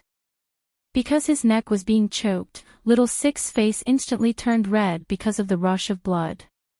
He bulged his eyes and struggled with all his might. Maybe it was because he was used to big waves, but Little Six quickly calmed down. Then, he immediately grabbed Chin Chi's arm with his left hand and stabbed at Chin Chi's wrist with the knife in his right hand. Seeing this, Chin Chi immediately lifted Little Six's neck and threw him to the side. Then, Little Six's whole body flew out like a rag doll and hit the load-bearing pillar next to him. Little Six. Hu Lao-san couldn't help but exclaim at the sudden change of events. Bang! Bang! Bang! Hu Lao-san didn't hesitate to take out a pistol from his waist. He raised his hand and fired 3 shots at Chin Chi. This was a real desperado. In their hands, the gun was a practical tool, not just a toy used to scare people. Hu Lao-san was very confident in his marksmanship. Since he had chosen to make a living in this field, his marksmanship was the only way to ensure his survival. The crisp gunshots suddenly sounded in the empty unfinished building. Although there was a silencer installed, the sound still made Zhao Yuan's ears ring. Blocking bullets with a car door was a plot that only existed in movies. Only those who had seen a gun knew how terrifying the lethality of a gun was. Thanks to leader, it's not that I'm ugly, it's that there's something wrong with your eyes, quiet and promising too. Book friend 2017101145459383. 19670105, curry rice, sushi, and several bosses for their tips. Chapter 39. In the empty unfinished building, the echoes of the gunshots lingered for a long time. Although Zhao Yuan was also a ruthless person, he was definitely not as cruel, decisive, and merciless as Hu Lao-san. Therefore, even Zhao Yuan was startled when the gunshot rang out all of a sudden. He obviously did not expect that Hu Lao-san, who had been respectful in front of him before, would have such a ruthless side. He really did shoot when he said he would. He didn't even blink his eyes. Everything happened in the blink of an eye. From Little Six's body smashing into the pillar to Hu Lao-san shooting, only a few seconds had passed. So after Hu Lao-san shot, Chen Chi still maintained the posture of throwing Little Six out. However, after 3 shots, Chen Chi still looked like nothing had happened and slowly walked toward Zhao Yuan. Did he miss? Zhao Yuan looked at Chen Chi with some surprise, then turned to look at Hu Lao-san. Hu Lao-san was also a little surprised. Did he miss? With his shooting skills, he could at least get a score of more than 98 points within 20 meters, even if he couldn't hit every shot. Moreover, that was the result of target practice. Now, he was shooting people. Chen Shi was such a big person, but he fired 3 shots in a row and missed. It was indeed a little unreasonable. Hu Lao Sen frowned and aimed the muzzle at Chen Shi's chest, then shot again with a bang. This time, he finally saw Chen Shi's movements clearly. It turned out that Chen Shi had dodged to the side a second before he shot, and then recovered at a very fast speed. The initial speed of a pistol bullet was about 300 meters per second, and Chen Shi's current movement was not as fast as the bullet. The reason why Hu Lao Sen could not hit him was that Chen Shi had already judged the direction of the bullet the moment Hu Lao Sen aimed the muzzle at him, and made the corresponding dodging action in advance. Damn, this kid is really weird. With this, Chen Shi finally gave Old Third Hu the most direct understanding of martial arts. After fiercely spitting a mouthful of thick phlegm onto the ground, Hu Lao San's expression suddenly turned ferocious as he raised his gun and aimed it at Chen Shi. Bang! Bang! Bang! Bang! At the same time, Chen Shi suddenly quickened his pace. His entire body seemed to have turned into a white shadow, and in an instant, he was already more than 10 meters away. In the blink of an eye, Chen Shi had already appeared in front of Old Third Hu. Hu Lao San was shocked. He raised his pistol and wanted to shoot again. But at this time, Chen Shi reached out and grabbed him by the neck, then lifted him up. Just like how he treated Little Six before, he ruthlessly threw him to the supporting pillar at the side. Bang!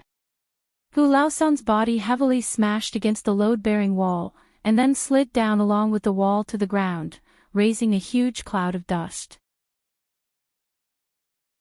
Because the situation changed too quickly, when Zhao Yuan came back to his senses, the one standing next to him was no longer Hu Lao San, but Chen Shi.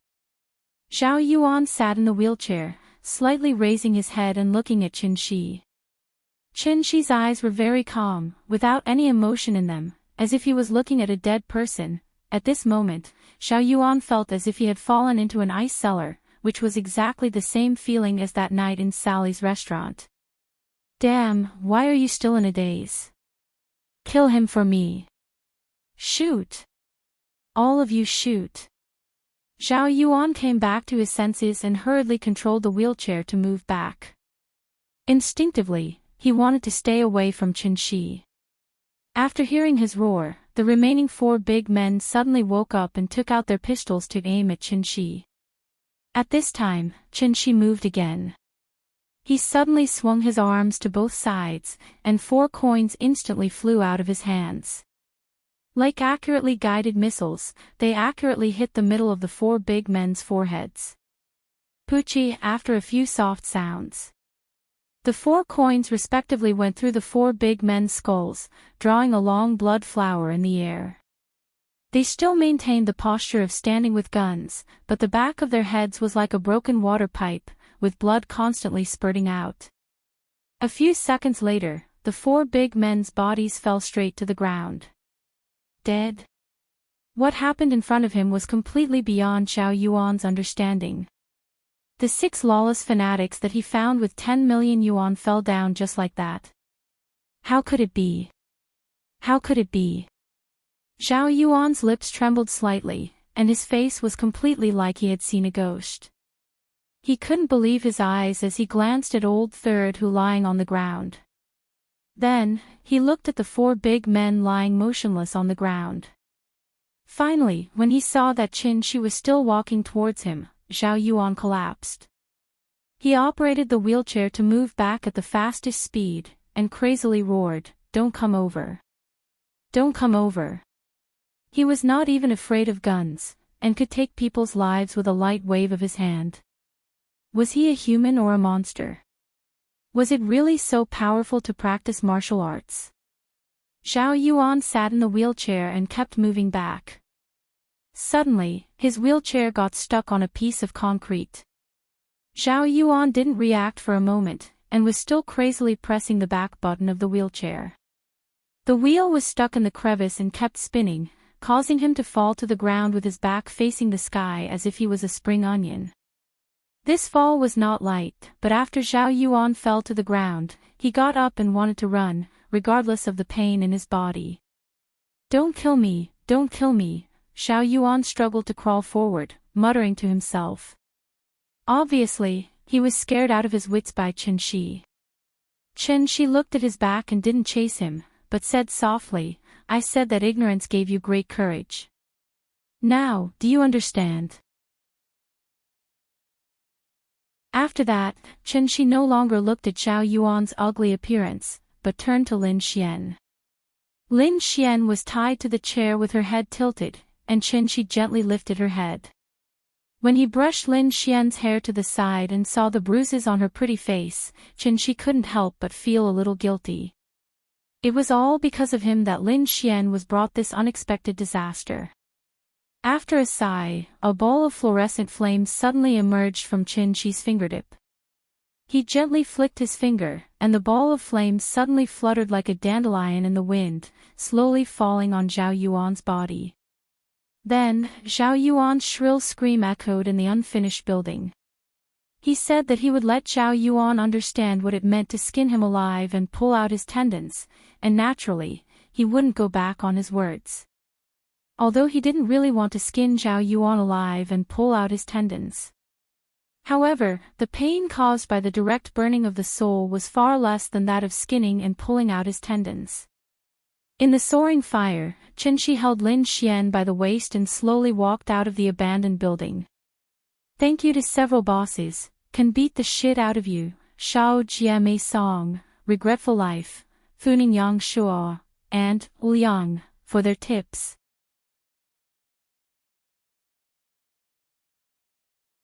Chapter 40.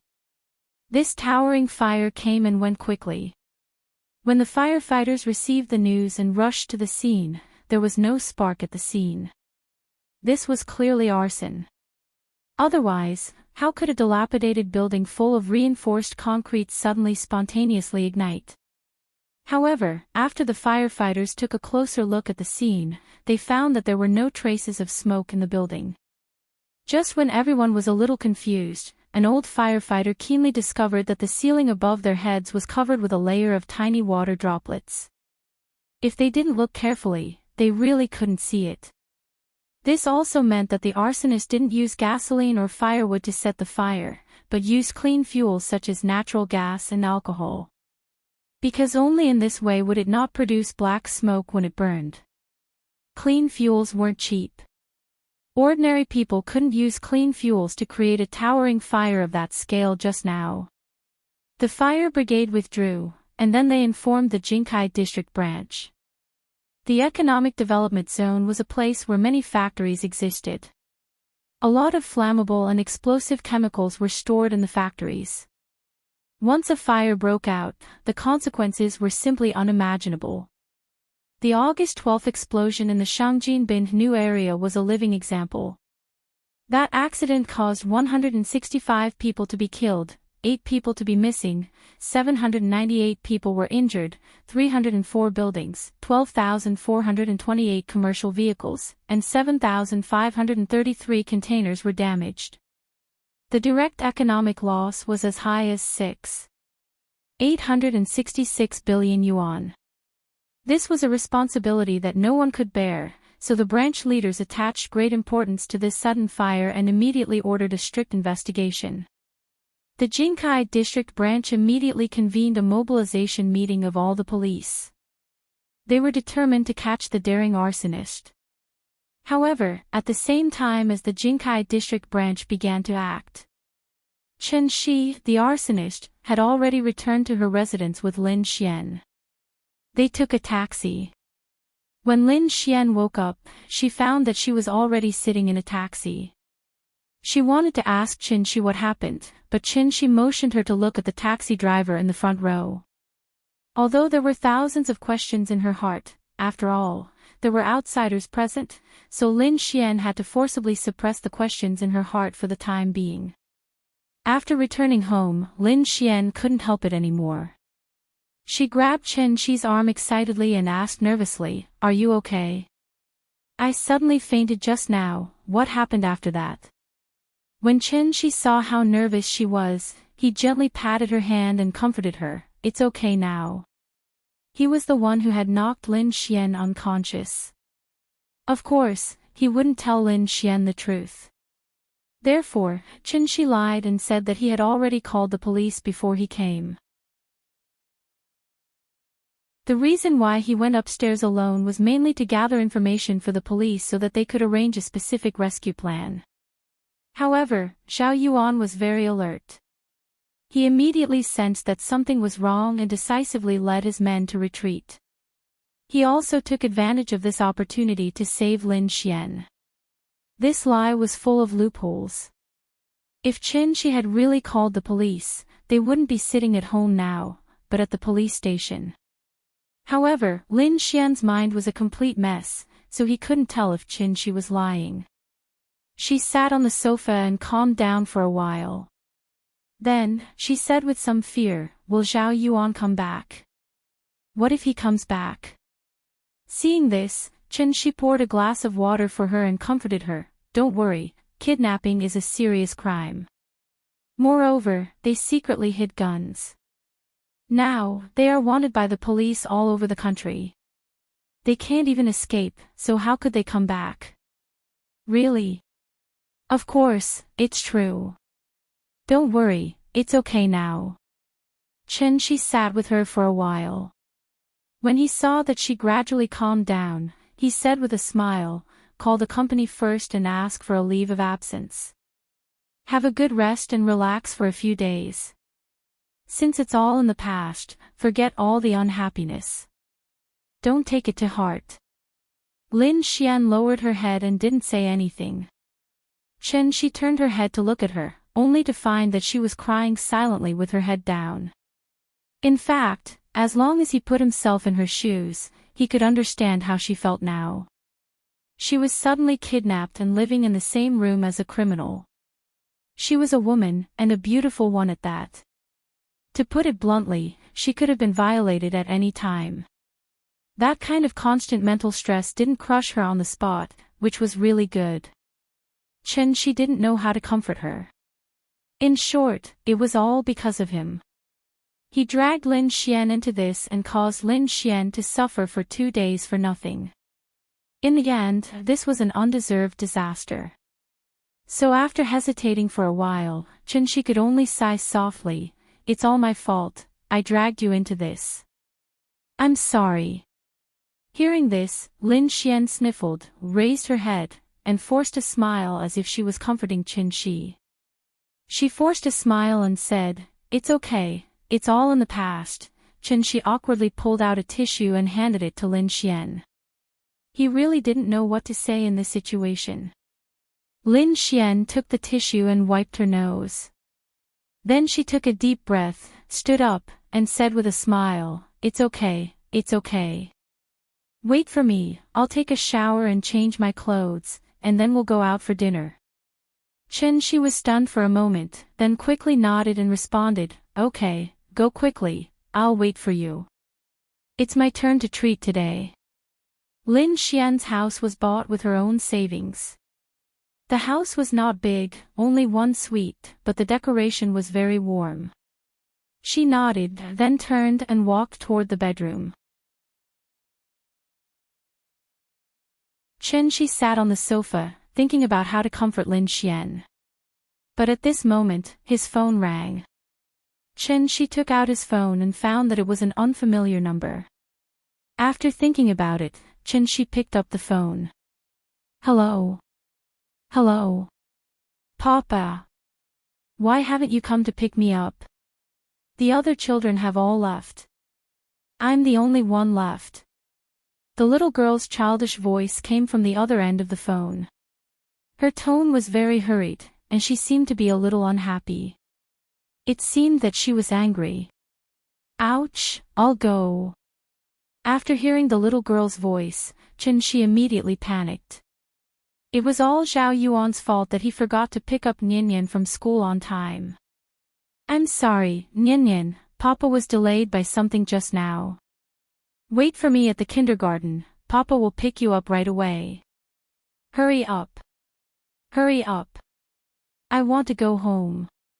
The little girl unceremoniously showed her dissatisfaction on the other end of the phone. Okay, okay, okay. Papa will come right away. Nyan Nyan, wait for me. After hanging up the phone, Chen-shi immediately stood up from the sofa.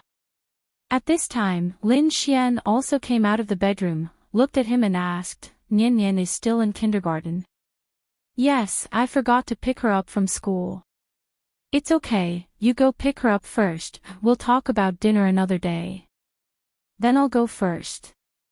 Go ahead. Remember to call me if there's anything. Well, don't worry, I'll take a few days off. Okay, then I'll go first. Bye. Thank you. Ah. Ha ha ha, Blue Sea, Mulberry Field, radishes also have youth.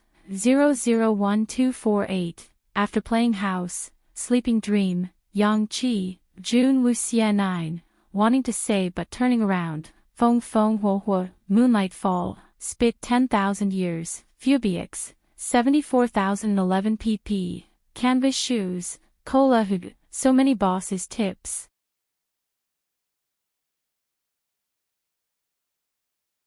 Chapter 41. After Chen-shi left Lin Xian's house, he took a taxi and went straight to the kindergarten. Along the way, he kept urging the driver to drive faster, but because it was rush hour, no matter how good the driver's driving skills were, the car moved very slowly. Therefore, when Chen-shi finally arrived at the kindergarten in a hurry, it was already 5:30 in the afternoon. The kindergarten was over at 4 o'clock, so when Chen-shi arrived at the entrance of the kindergarten, there were no other parents outside. After briefly explaining the situation to the security guard, Chen-shi quickly ran into the school. Then, he found the little girl alone on the playground. The playground of the kindergarten was not big, and it was covered with a colorful suspended assembly floor, surrounded by a few plastic cartoon dolls. The little girl climbed the stairs with difficulty, then sat on the skateboard and slid down. It was still the same slide, but there was no happy smile on her face like yesterday. Seeing this scene, Chen-shi couldn't help but feel distressed. If he had known it would be like this, he would have called Aunt Zhang in advance and asked her to pick her up. Nyan Nyan, I'm sorry, Dad is late. Chen-shi stepped forward and ran quickly toward the little girl, and at this time, the little girl also saw him. The little girl slid down the slide, sat on the ground, and stared blankly at Chen-shi who was running toward her. But right after that, she began to cry loudly. The little girl cried very sadly. When Chen-shi came over, she immediately opened her small hands and hugged Chen-shi's legs, then cried and sobbed, Papa, don't leave me. Chen-shi quickly squatted down, hugged the little girl in his arms, and then softly comforted, Nyan Nyan, be good, Dad will never leave you.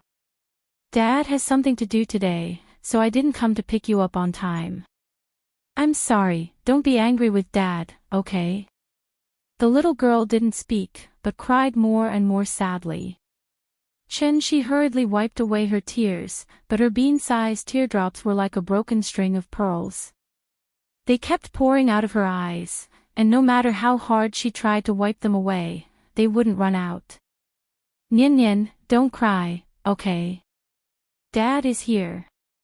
Dad promises to pick you up on time in the future. Don't cry, okay? Chen-shi held the little girl's head in his arms, and then constantly comforted her in her ear. After a long time, the little girl's body finally calmed down, and her small body no longer trembled. After she stopped crying, she raised her head from Chen-shi's arms, opened her small hands, and said with an aggrieved expression, hug. Okay. Seeing that she was no longer crying, Chen-shi immediately excitedly lifted her up, and then prepared to carry her out of the kindergarten. But at this time, the little guy suddenly turned his little head, pointed at the slide next to him, and shouted with a crying voice, school bag. My bag. Aw. Chen-shi looked in the direction of Nyan Nyan's finger, and found a brand new cartoon bag next to the slide. My bag. Teacher Wang gave it to me. Seeing that Chen-shi hadn't come back to his senses, the little girl immediately flipped out, and struggled to break free from Chen-shi's arms, and then went down to get her bag. Chen-shi quickly hugged her, not letting her move, and then quickly said, "Dad will get it for you, Dad will get it for you." When Chen-shi picked up the bag, the little guy snatched it from her. After she held the bag in her arms, she sat quietly on Chen-shi's arm again. Aware of the strong resentment from his daughter, Chen-shi kept teasing her all the way. However, the little girl raised her nose and looked like she was still angry, which made Chen-shi speechless. After the father and daughter returned home, Chen-shi just bent down, and the little girl had already jumped out of his arms, and then ran quickly to the kitchen and complained loudly to Aunt Zhang, "Grandma, Dad didn't pick me up today." "Oh. What's wrong?" Aunt Zhang looked at the little girl with some doubts, and then moved her eyes to Chen-shi. Seeing this, Chen-shi had to helplessly smile, and explain to Aunt Zhang, "Something happened to my friend, I went to see her, and was delayed for a while. When I came back, it was already after school, and I just picked her up from kindergarten. This little girl, she actually learned to snitch on him." "Hey, I thought it was something. If you have something to do in the future, tell me in advance, and I'll pick her up." Aunt Zhang touched Nian-Nian's head, and then motioned her to go out and play with her father. Seeing that Aunt Zhang did not make a decision for her, the little girl pouted and ran to turn on the TV by herself. During this period, no matter how Chen-shi coaxed her, she did not say a word to Chen-shi.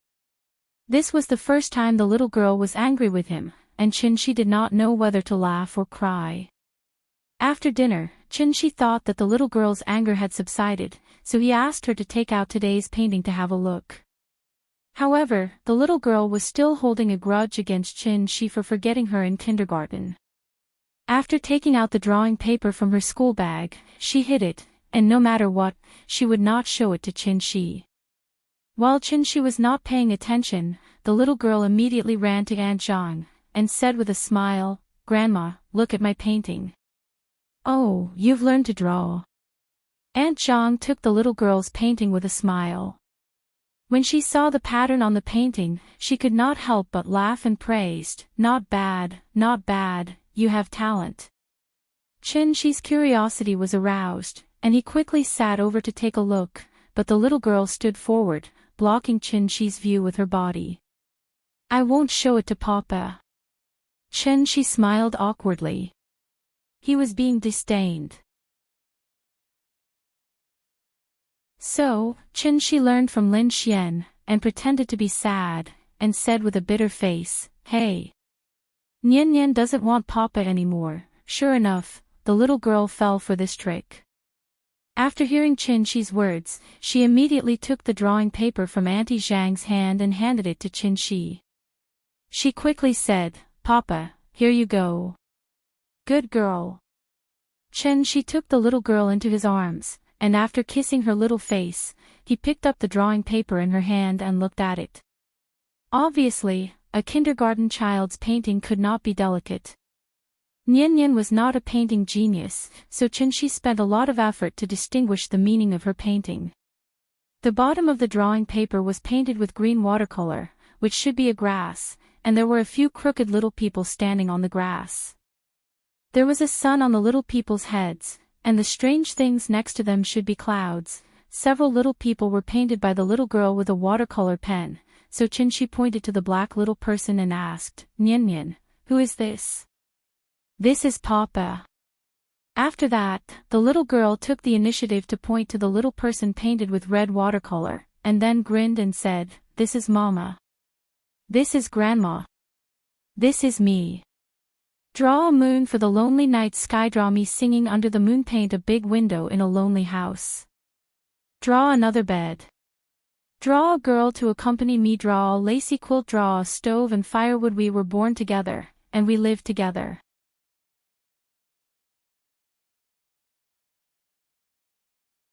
Chapter 42. The next day. Chen-shi had just sent Nian-Nian to kindergarten when Lin Xian called. Lin Xian didn't seem to have rested well. Her voice was slightly hoarse, and he could hear her haggard tone through the phone. After picking up the phone, Lin Xian went straight to the point and said, "Fang Lei just called me and said that her wedding will be brought forward to next Saturday. She wants Nian Nian to be her flower girl. What do you think? Flower girl. She thought for a moment and asked, is it appropriate? Is there anything special about it? No, it's fine as long as she's good looking. Nian Nian is so cute, it's just right for her to be her flower girl. That shouldn't be a problem. I'll talk to Nian Nian later. She should be happy to participate. Okay, then it's settled. Bring Nian Nian over for a rehearsal on Friday. Okay, no problem. After hanging up the phone, Shi thought for a moment. He felt that there was something wrong with Lin Xian, but he couldn't pinpoint exactly what was wrong. Since he couldn't figure it out, then he shouldn't think about it. Putting this question to the back of his mind, Shi waited outside the wall for a while. It wasn't until he saw the little girl dance and finish her morning exercises that he slowly strolled back home. His current state was completely that of an unemployed person who did nothing all day. So when the little girl went to kindergarten, Shi didn't know what he should do. Cultivate. No. Earth was a planet in the age of chaos. The spiritual energy of heaven and earth was almost exhausted. It was already difficult to raise a cultivator at the golden core stage, let alone a cultivator at the soul formation stage like him. The spiritual energy of heaven and earth was the original energy of all things. It was reasonable to say that any planet that raised life should contain a huge amount of spiritual energy of heaven and earth. But Earth seemed to be an exception. The spiritual energy of heaven and earth here was even less dense than some small planes refined by cultivators. Shi didn't understand why Earth was like this. However, he knew that if he forcibly plundered the world's spiritual energy to restore his cultivation as a soul formation cultivator, he was afraid that in less than 100 years, the entire Earth's environment would change drastically. The ecological balance would be completely out of control, causing all living things on Earth to slowly walk towards extinction. At that time, this planet would become a dead planet. Earth was his home planet, so it was impossible for Shi to do such a crazy thing. Therefore, there was no need to rush the matter of cultivation for the time being. He just needed to let nature take its course and recover a little every day. Qi refinement, foundation establishment, golden core, yuaning, soul formation, the path to immortality was long and difficult to traverse. Every time a cultivator crossed a major realm, they would undergo an extraordinary transformation. However, it was extremely difficult to raise one's cultivation level. Many people with mediocre aptitude were even trapped in the refinement stage for their entire lives, wasting away their entire lives. In the end, under the endless torment of time, they resentfully turned into a pile of dirt. Shi used 500 years to cultivate to the soul formation stage and was known as the #1 genius of the Sky Yen sect in 1,000 years. He was as famous as the divine sons and saintesses of all the realms in the universe. His name topped the prodigy roll and he was given the title of Divine Lord Dawn. The last person to receive this title was his master. The soul formation stage wasn't the end of the path to immortality. Above the soul formation stage were the insightful void stage, Tao integration stage, tribulation stage, Mahayana stage, so the soul formation stage wasn't powerful. Powerful was relative. After all, the heavenly jade world hadn't experienced a heavenly tribulation for tens of thousands of years. His master once said that he would stop at the soul formation stage in this lifetime. Shi originally thought so too. However, after spending this period of time with the little girl, he vaguely had a mysterious feeling. Perhaps, thinking of this, Shi shook his head violently and immediately threw the sudden thought out of his mind. Then, he walked on the street and recited loudly like a lunatic, 30 acres of land, a cow, a wife and children, a heated kong, porridge, steamed buns, 2 tails of wine. While he was chanting, his phone suddenly rang, interrupting his shameful behavior. Shi took out his phone and saw that it was a call from Ning Chiudong. Mr. Chen, there's news about the thing you asked me to do last time, really? Hearing this, Chen-shi couldn't help but widen his eyes slightly. He asked somewhat nervously, "Have you found her?" Not yet." Ning Chodong was shocked by his sudden increase in volume. After a moment of silence, she continued, "I've checked. There are a total of 56 women in the country named Qin Ruoying, but there's only one who meets your requirements." This news was so shocking that Chen-shi couldn't control himself and immediately blurted out, "Where is she?"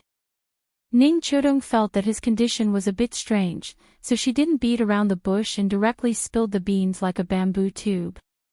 She said quickly, "According to the information I found, the last time Qin Ruoying used her ID was 3 years ago during the Spring Festival. She flew from Zhonghai to Shangjing, and there was no news after that. I've checked the hotel records, travel records, medical records, and even the police report records. I can't find any record of her. It's as if she suddenly disappeared from Huaxia." After saying this, Ning Chodong closed her mouth tightly. On the other end of the phone, Chen-shi's slightly rapid breathing could be heard. Ning Chodong held the phone and waited for a while before there was finally some movement on the other end of the phone. "Shangjing." After Chen-shi muttered to himself, he coughed softly and said into the phone with some frustration, "Sorry to trouble you. It's good enough that you can provide me with such a clue. It's okay, it's no trouble at all. If you need anything, just let me know." "Okay, thank you." After saying this, Chen-shi was about to hang up the phone. At this time, Ning Chodong hurriedly said, "Mr. Chen, my father's health is almost recovered, so he wants to treat you to a meal. When are you free? Our family is always looking forward to your arrival." How could he be in the mood to eat when he couldn't even find his wife? Chen-shi thought for a while, but finally nodded and said, "I'm free at any time. You can arrange it." Ning Zhonggue and his daughter had helped him a lot. Although there were no results, they had at least put in a lot of effort, so Chen-shi felt that he should still maintain a good relationship with them. After all, Ning Zhonggue had a strong background in Zhonghai. They were well informed. What if one day there was news about Yingying? "Then do you think tomorrow afternoon is okay?" "Okay, I'll take a taxi tomorrow afternoon. You don't have to send someone to pick me up." After hanging up the phone, Chen-shi walked on the street with some depression. This was the era of Edward Snowden. The technology of the internet was so advanced that it was reasonable to say that there was no information that couldn't be found.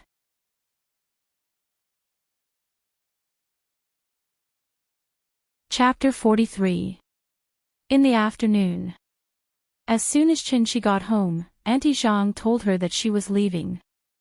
She had planned to leave after the National Day holiday, but this morning, her son suddenly called and said that her daughter was sick and asked her to go home to help take care of the child.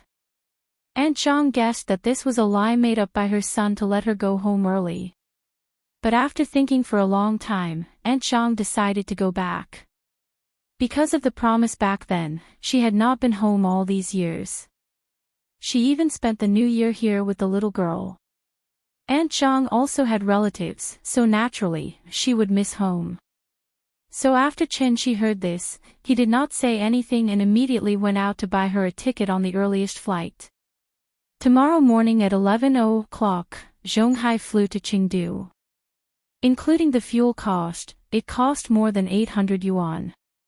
They could fly there in less than 4 hours. Although they had not spent much time together, to be honest, Chen-shi really did not want Aunt Zhang to leave. But Aunt Zhang had done too much for their family in the past few years. She also had her own family. She could not always alienate her family for the sake of their family. Therefore, no matter how reluctant he was, Chen-shi did not dare to say anything to make her stay. He couldn't return the favor that he owed her anymore. At night, Aunt Zhang asked Ninian to sleep with Chen-shi while she took the opportunity to secretly pack her things. She could not let the child know that she was leaving. Things were different now. In the past, it took 2 days to get to Zhonghai by train. Now, the plane arrived in an instant. Rome City wasn't far away, and the round-trip ticket wasn't expensive, but the sudden sense of loss when they were about to part made Chin-Shi feel very uncomfortable. That night, Chin-Shi did not sleep. After coaxing the little girl to sleep, he rushed out a few protective jade talismans overnight. Although they were called protective jade talismans, they were actually 3 guanine pendants that he bought after haggling at the jewelry store in the afternoon for 300 yuan. A jade pendant for 100 yuan. Without looking, he knew that this was the most worthless Xiuyan jade. You get what you pay for, so even the guanine carved on it was a little crooked. After some processing, Chin-Shi engraved a miniature defensive formation on the back of the guanine pendant. Every time the wearer's life was in danger, the formation would be activated, and the effect was enough to withstand the impact of a large truck. The law and order in Huaxia had always been good. Apart from accidents, there shouldn't be anything that could threaten Aunt Zhang's life. After weighing the jade pendant in his hand for a moment, Chin-Shi felt relieved and returned to his bed. The pure white moonlight shone into the room through the curtains. The little girl was sleeping soundly. Chin-Shi turned sideways and looked at her white and tender little face. He couldn't help but reach out and gently pinch her little face. The little girl seemed to have sensed something. After waving her little hand and patting the air, she turned around and pressed down on the quilt, revealing 2 short lotus-like legs. Chin-Shi smiled and tucked her in. Then, he lay back on the bed and closed his eyes to meditate. The next morning, the little girl did not seem to notice that the atmosphere in the house was a little strange. Therefore, after breakfast, she happily said goodbye to her grandmother as usual. Aunt Zhang looked at the lively and cute little girl and suddenly felt a little reluctant to part. So, she reached out her hands and said kindly, "Hey, Nian, you're such a good girl. Come, let Grandma hug you." Hearing this, the little girl immediately threw down her little school bag and jumped into Aunt Zhang's arms. "Oh, Nian, you've grown up again. Grandma can't carry you anymore." Aunt Zhang tried to carry the little girl and found that the little girl had gained a lot of weight. She estimated that she weighed 20 to 30 kilograms. "I can carry you, I can carry you." The little girl giggled and burrowed into Aunt Zhang's arms. "Grandma will send you to school today. How about it?" "Okay." The little girl sat on Aunt Zhang's lap and nodded vigorously. Aunt Zhang stood up with the little girl in her arms. After a few steps, she found that she could not carry Nian anymore. Thus, she gently put the little fellow down and held the little fellow's hand as they walked out. Chin-Shi knew that Aunt Zhang could not bear to part with the child, so he did not say anything. After cleaning up the dishes, he silently followed the grandmother and granddaughter out of the house. Along the way, the little boy talked about what he had seen and heard in the kindergarten, and Aunt Zhang listened with a smile. Chin-Shi silently followed behind them, but he could not help but feel troubled. When the little girl came back from school in the afternoon and found that Aunt Zhang was not there, she would cry to no end. God, at the thought of the terrible thing that was about to happen, Chin-Shi could not help but feel his scalp go numb. There was only one thing in the world that he was afraid of, and that was Nian crying. Chin-Shi stood behind Aunt Zhang with a bitter face.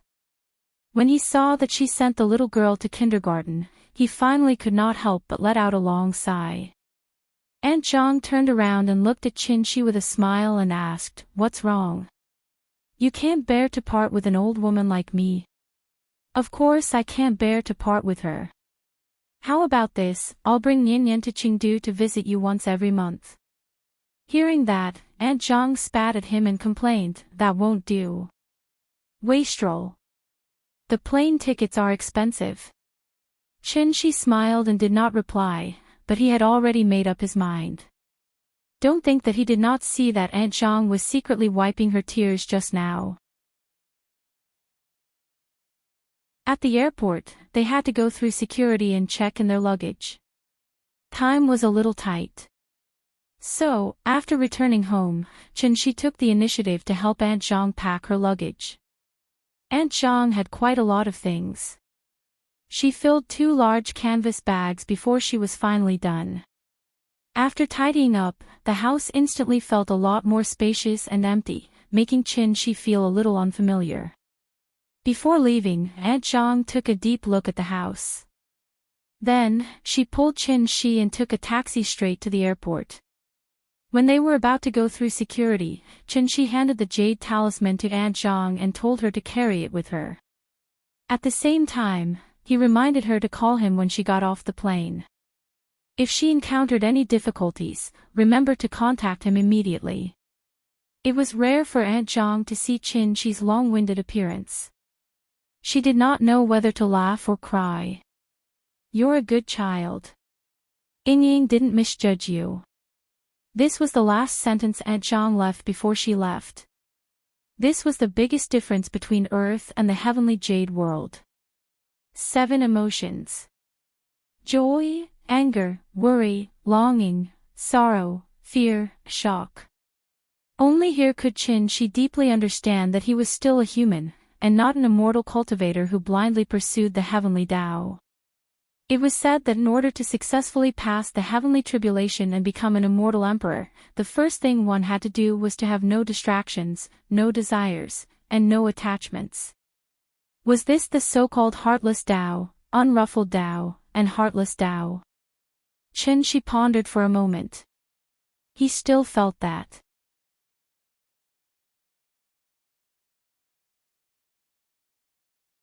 Chapter 44. After sending Auntie Zhang off, Qin-Shi took a taxi from the airport and went straight to Jin City Resort.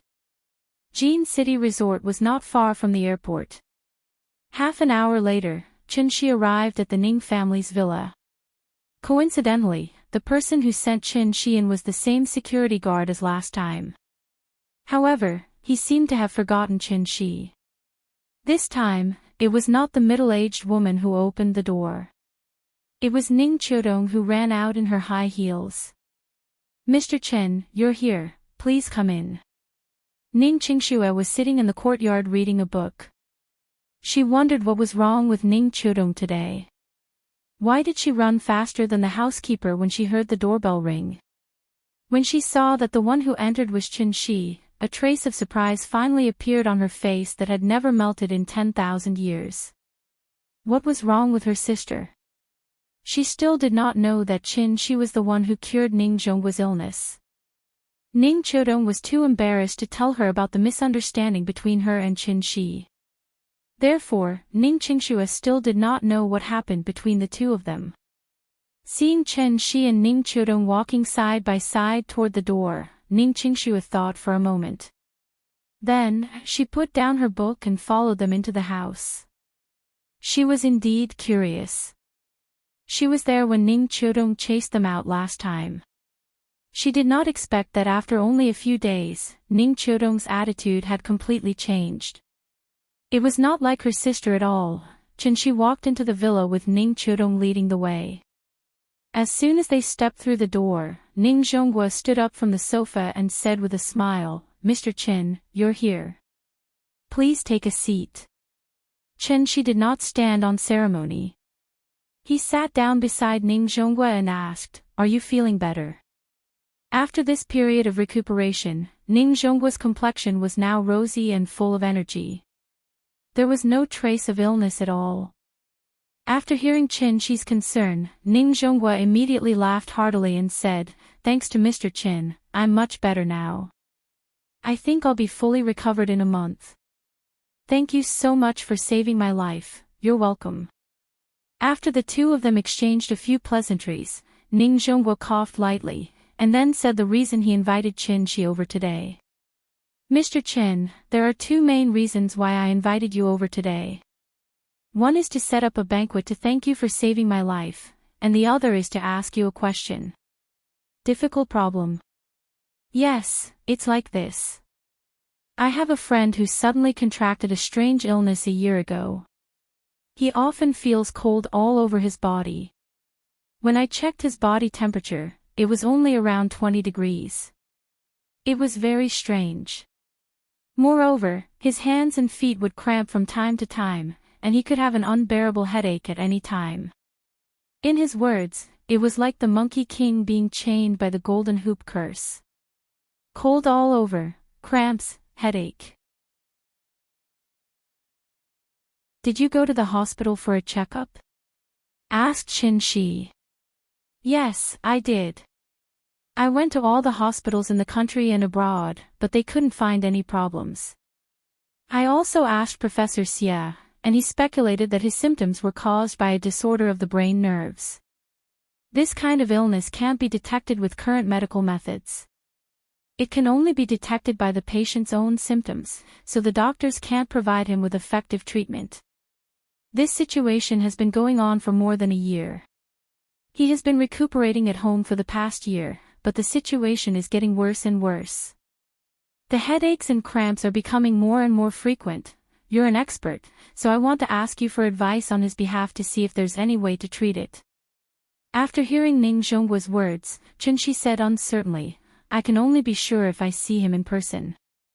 Qin didn't know much about medicine, but he knew the structure of the human body.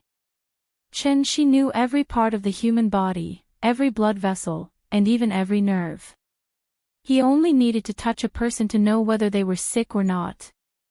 Then, when will you be free? Asked Ning Zhongguo carefully. Tomorrow, at the same time. Okay. I'll pick you up then. He's not feeling well, so I'll have to trouble you to make the trip. I've already discussed the cost with him. 2 million, is that okay? Hearing this, Qin was taken aback.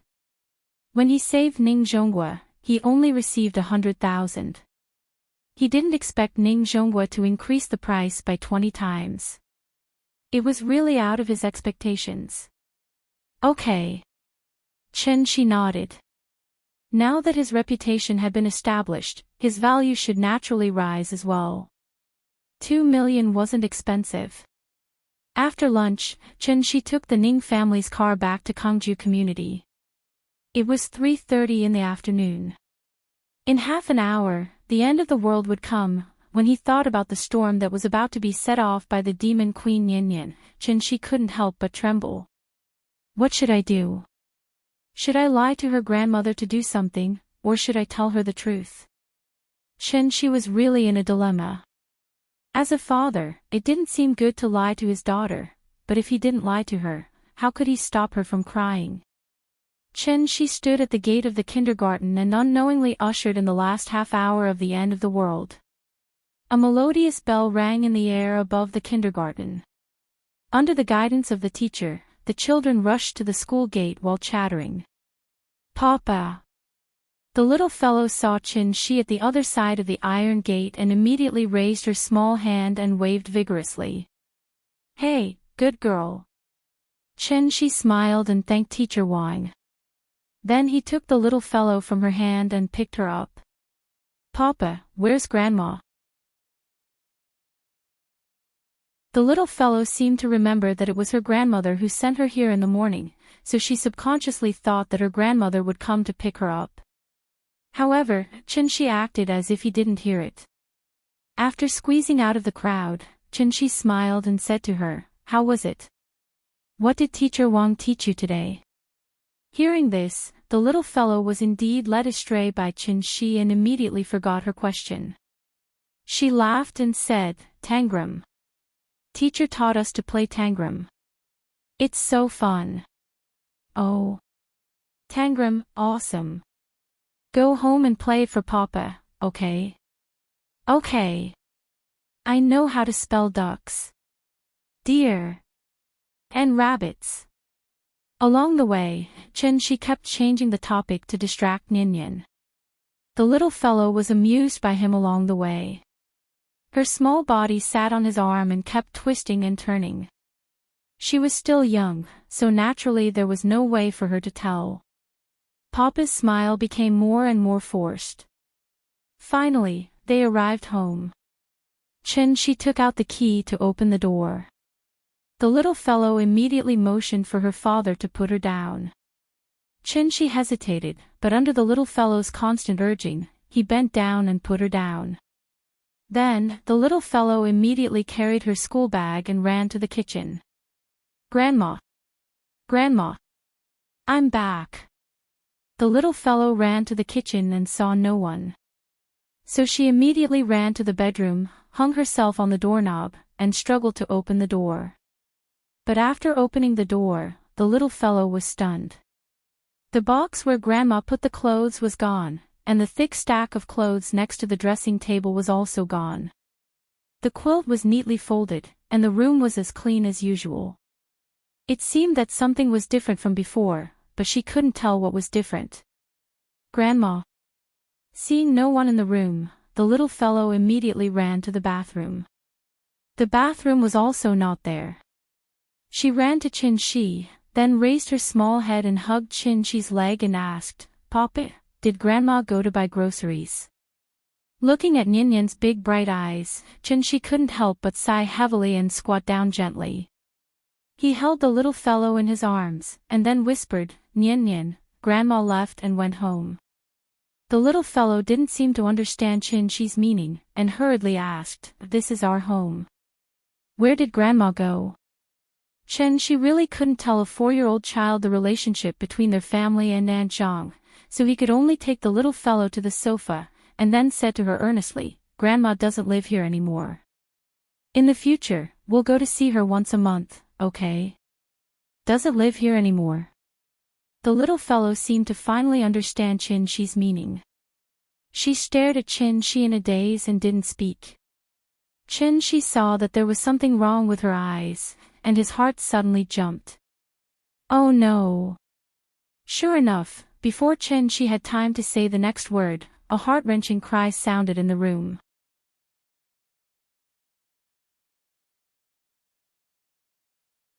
Chapter 45. If there were tears, it was called crying. If there were silent tears, it was called crying. If there were no tears, it was called crying. Crying was very common, and crying was often seen in grief. Only crying was not common. If there were no tears, it was called crying. How could she cry when her tears had dried up? Chin-Shi misjudged one thing, which was what kind of blow Aunt Zhang's departure would have on the little girl. She sat sideways on Chin-Shi's lap, with her little head tightly leaning on Chin-Shi's chest. Her tears had already wet his clothes. Because she had cried for too long, her voice was a little hoarse. There was a sense of pain and despair in her crying, which made Chin-Shi's heart ache. "Nyan-Nyan, don't cry, okay? Grandma just went home. She has her own family. That's her home." Chin-Shi gently lifted the little girl's head and carefully wiped her tears. But Nyan-Nyan couldn't say anything. Her eyes were tightly closed, and her little mouth opened involuntarily. She kept wailing, which was close to a roar, from her throat. Although Chin-Shi had already mentally prepared himself, it was only at this moment that he truly understood what it meant to be in despair. There was no other way. No matter how he persuaded, the little girl didn't even listen to a word. From the moment she entered the door and found that Grandma had left, she had been crying for a full hour. Oh my God! Once a 4 or 5-year-old child cried, it was absolutely impossible to hit or scold her. If he hit or scolded her at this time, it would simply be a head-on confrontation. It was completely meaningless and stupid. Therefore, as a parent, he could only carefully comfort her. When she thought it through and was tired of crying, she would naturally calm down. Chin-Shi understood the principle, but when this really happened, he still felt a little helpless. This should be a situation that every parent would encounter. At this time, the patience of a parent was extremely important. In terms of patience, no one on earth was better than Chin-Shi. But the problem was, he couldn't bear it. Seeing the little girl's grief, Chin-Shi couldn't wait to make her faint. But what about after she fainted? She would still cry when she woke up. There was no other way. Chin-Shi could only hold the little girl in his arms and keep saying, "Daddy is still here. Daddy promises that every other month, Daddy will take you to see Grandma, okay? The little fellow still did not respond. She repeated it over and over again. Finally, under his constant comforting, the little fellow's condition seemed to have stabilized a lot. She waited for a long time before she finally opened her mouth slowly. She sobbed and said in a hoarse voice, "Mama doesn't want me. Papa doesn't want me. Grandma doesn't want me either. Mama doesn't want me. Daddy doesn't want me. Grandma doesn't want me either." At that moment, Chenxi's tears were like a flood bursting a dike, rushing out. He hugged the little fellow tightly in his arms and said heavily, "Daddy is here, Daddy is here. Daddy won't go. Don't cry. Daddy will never leave you. I swear. Forever."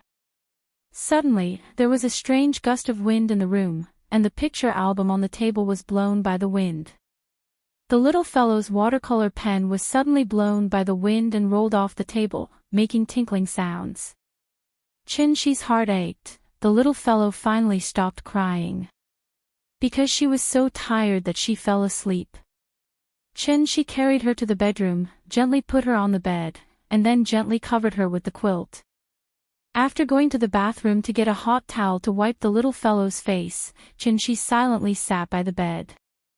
It was almost August 15th, and the moonlight outside the window was getting brighter. He quietly looked up at the moon hanging in the sky, but there was an indescribable feeling in his eyes. Ying. Even if I have to plow the earth, I will find you. Come back, go back to our home. The next morning, when the little fellow woke up, Chenxi had already made breakfast for her. However, he just went to the bathroom and was about to get a hot towel to wash the little fellow's face. The little fellow's loud cries came from the bedroom again. Crying when she woke up, this situation was a bit serious. Chenxi quickly ran to the living room to find his mobile phone, and then directly called Aunt Zhang. On the other side of the phone, after listening to Chenxi's story, Aunt Zhang immediately said with some blame, "Why didn't you call me yesterday?" Hearing this, Chenxi could only shake his head with a wry smile and explain, "Seeing her cry like that yesterday, I was already out of my wits. It didn't even occur to me that calling you was the best solution. Hey, you child, hurry up and add me on WeChat, open a video call, and I'll talk to her." WeChat? Chenxi was stunned. Hey, why are you so out of touch with society? You're not as knowledgeable as an old woman like me. Hurry up, go and download one now. The WeChat ID is my phone number. After that, Aunt Zhang hung up the phone. Chenxi quickly browsed through the application store. He used to be in the computer industry, so he had a certain understanding of WeChat. However, not long after WeChat was released, he left the Earth, so he did not expect WeChat to develop to its current scale. After Chenxi downloaded and installed WeChat as quickly as possible, he immediately applied for a number and used the nickname Nyanyan. The photo was a photo of him and the little fellow.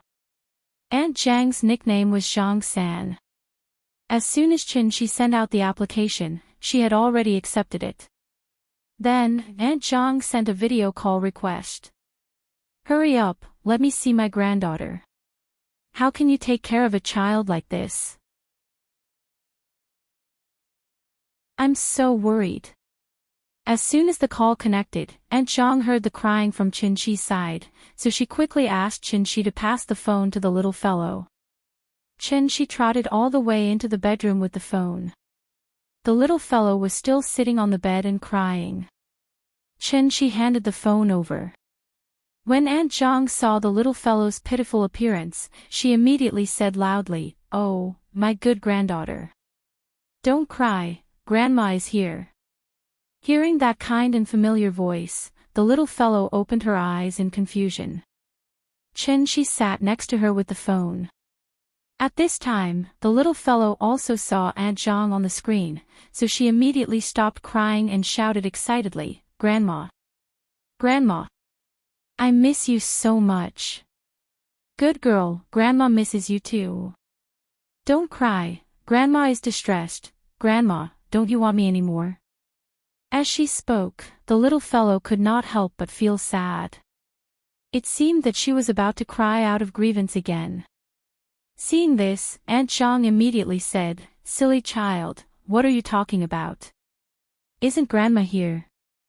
Your uncle is sick, so I have to come back to take care of him. Otherwise, he won't be able to recover, do you understand? If Grandma doesn't take care of Uncle's illness won't be able to recover. Nian Nian, do you want Uncle to get better soon?" The little fellow hesitated for a moment, nodded, and said softly, "Yes. Uncle will get better soon." After Aunt Zhang's patient comforting and explanation, the little fellow slowly untied the knot in her heart. She watched from the side. When he saw the little fellow smile again, the big stone in his heart was finally put down. It was too scary.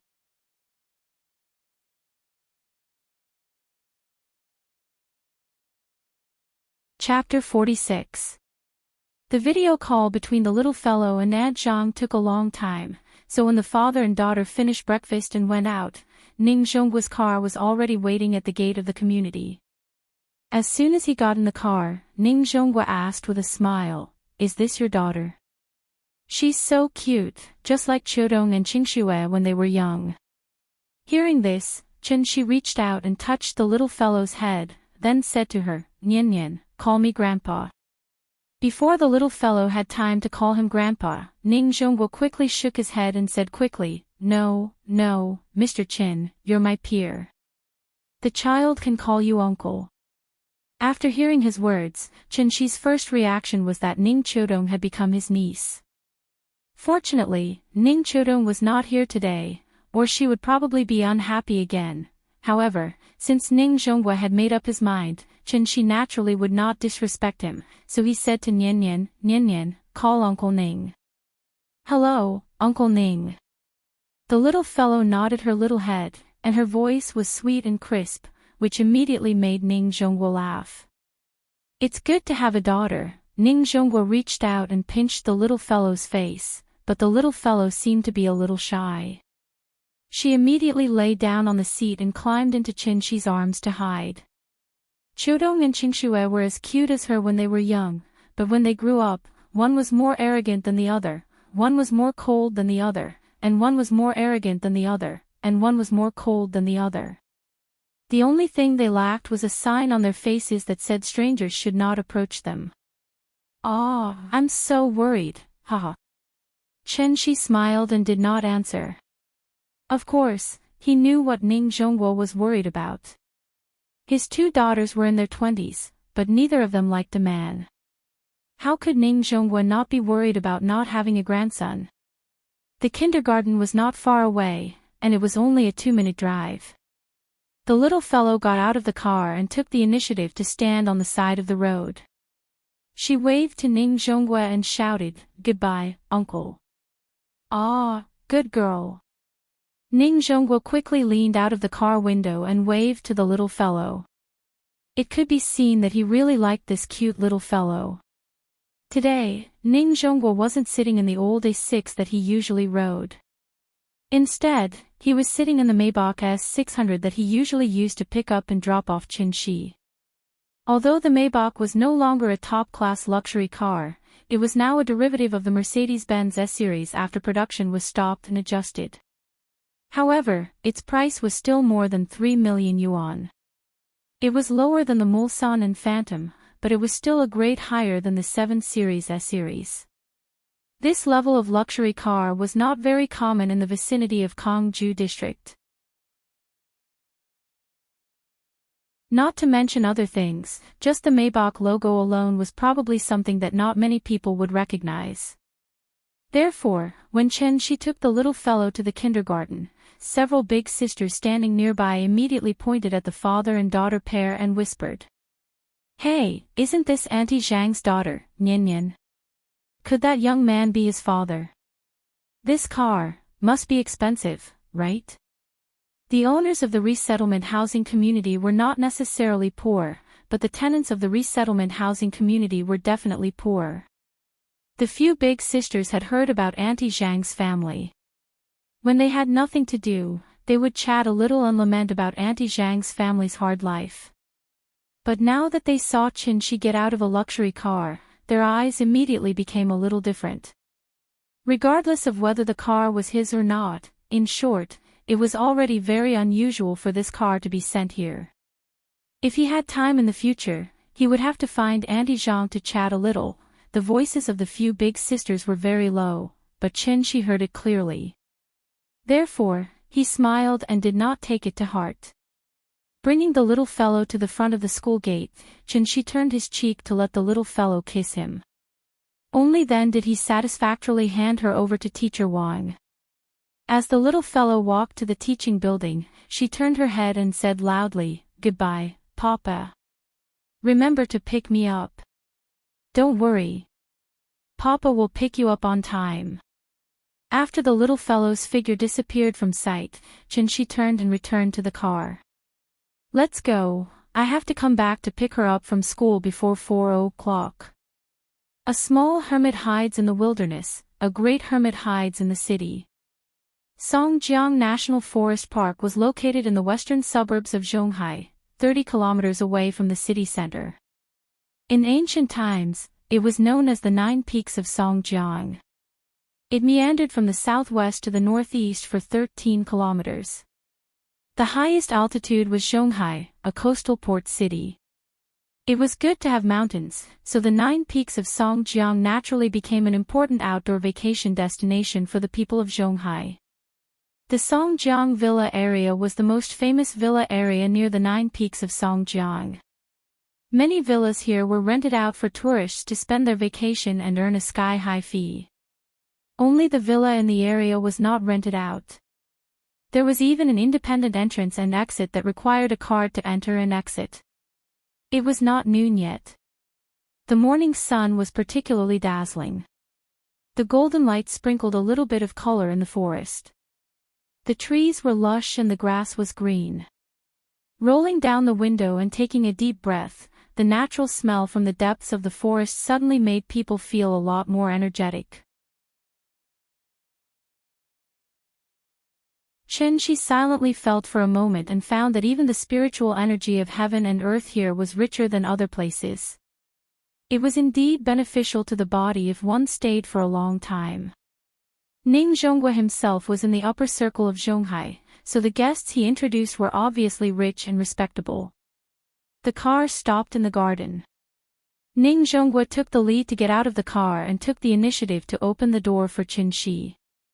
In terms of housing prices, this place might not be as exaggerated as Jin City Resort, but it had an advantage that Jin City Resort could never compare to. A 500 square meter large garden with an outdoor swimming pool. Old Zhang really knows how to choose a place to raise people. Ning Zhonghua took a deep breath. Although it was not the first time he came here, he would always exclaim like this every time he came. Qin did not follow. After getting out of the car, he stood in the same place and kept looking around. It seemed that he was very interested in this manner. Ning Zhonghua waited for him for a moment. When Qin came over, he smiled and introduced him, "Mr. Qin, actually, it's strange. Ever since old Zhang got this disease, he couldn't cure it no matter how hard he tried. But unexpectedly, as long as he lived here, his disease was effectively controlled, and the frequency of his attacks was significantly reduced." Qin did not reply to him after getting out of the car. Ning Zhonghua saw that he did not seem to be listening at all, so he smiled awkwardly. Qin was an expert, so naturally, he would not be angry. After thinking for a while, Ning Zhonghua muttered to himself, "Could it be that this place is really good for raising people? Should I move here in the future?" At this moment, Qin suddenly stopped and looked at Ning Zhonghua seriously. "He's not sick." "He? Not sick? Mr. Qin, what do you mean? I don't understand." The sentence that came out of nowhere made Ning Zhonghua a little confused. Just as he was about to ask for more details, Qin walked directly to the door of the villa. In Ning Zhonggua's eyes, this was a villa with bright sunshine. As far as the eye could see, It was full of flowers, green grass, and blue sky. But in Chen-Chi's eyes, this exquisite villa was shrouded in a layer of dark clouds.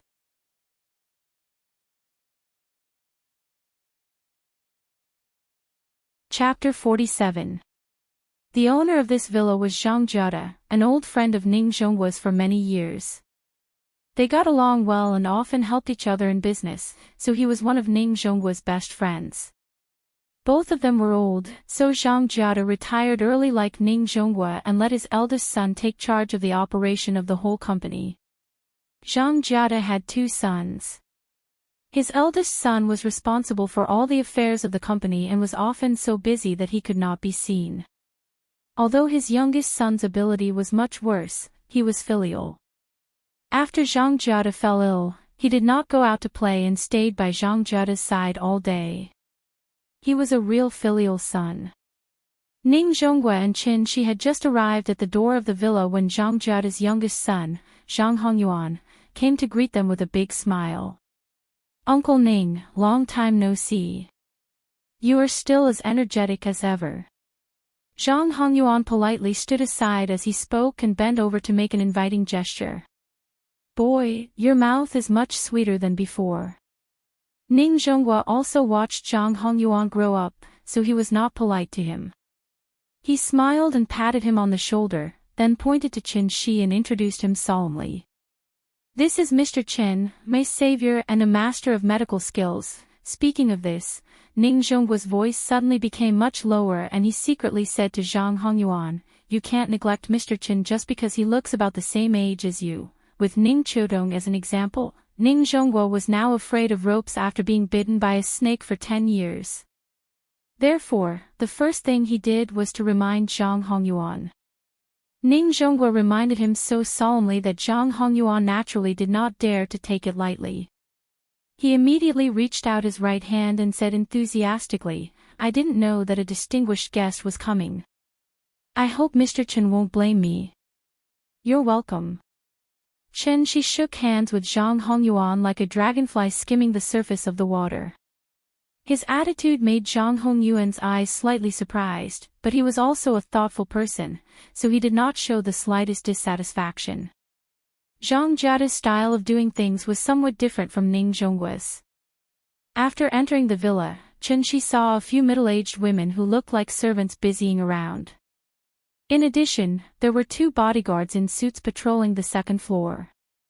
Zhang Jiada was sitting in front of the fireplace in the living room. He seemed to be reading some documents. When he saw Zhang Hongyuan leading Ning Zhongguo and Chen-Chi over, he immediately wanted to stand up. However, the moment he stood up, he immediately sat back down on the chair and covered his calf. The expression on his face looked very painful. "Dad!" Zhang Hongyuan immediately ran over and shouted at the servants, "Hurry up! My dad's acting up again. Get some hot water." Seeing this, Ning Zhongguo immediately followed and asked with concern, "Old Zhang, what's the situation?" "Ouch! I'm fine. It's just an old problem. Cramp, leg pain." "Ouch, old Ning, quickly sit down. I'll be fine in a while." Zhang Jiada's expression was very painful, but he still raised his head and squeezed out a very reluctant smile toward Ning Zhongguo. Only people who had cramps could understand Zhang Jiada's pain at the moment. Ning Zhongguo immediately cast a look at Chen-Chi as if to ask for help, but Chen-Chi slowly shook his head.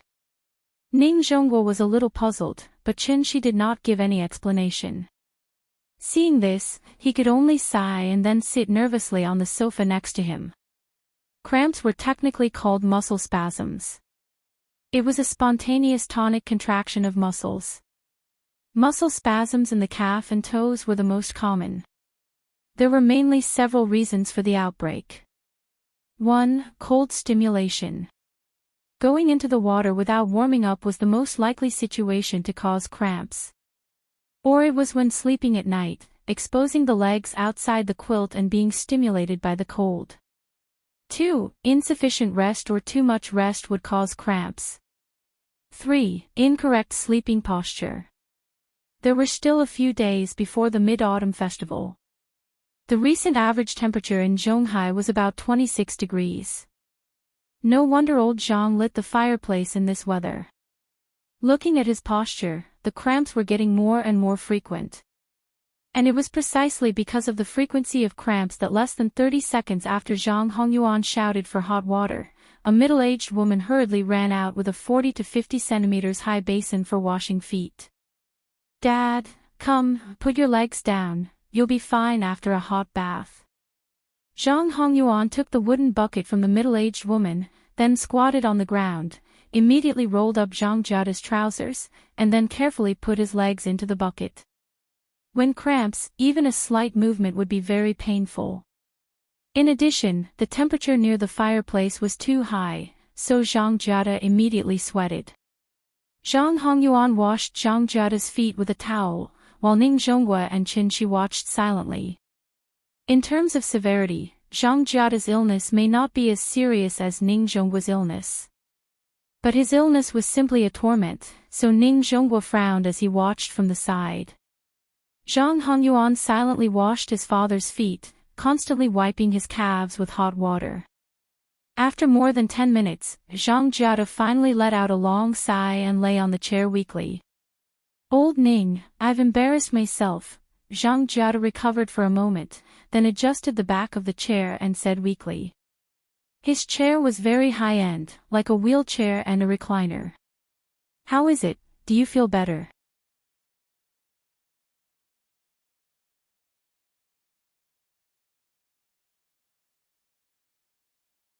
Chapter 48. Mr. Chen, you're joking with us, right? Because of the previous example, even if Ning Zhonghua felt that Qin Shi must have gone crazy, he didn't immediately refute him. Instead, he wanted to give him a way out. Zhang Jiada's expression changed. He opened his mouth slightly, wanting to say something. However, after thinking about it, he shook his head and sat back in his chair.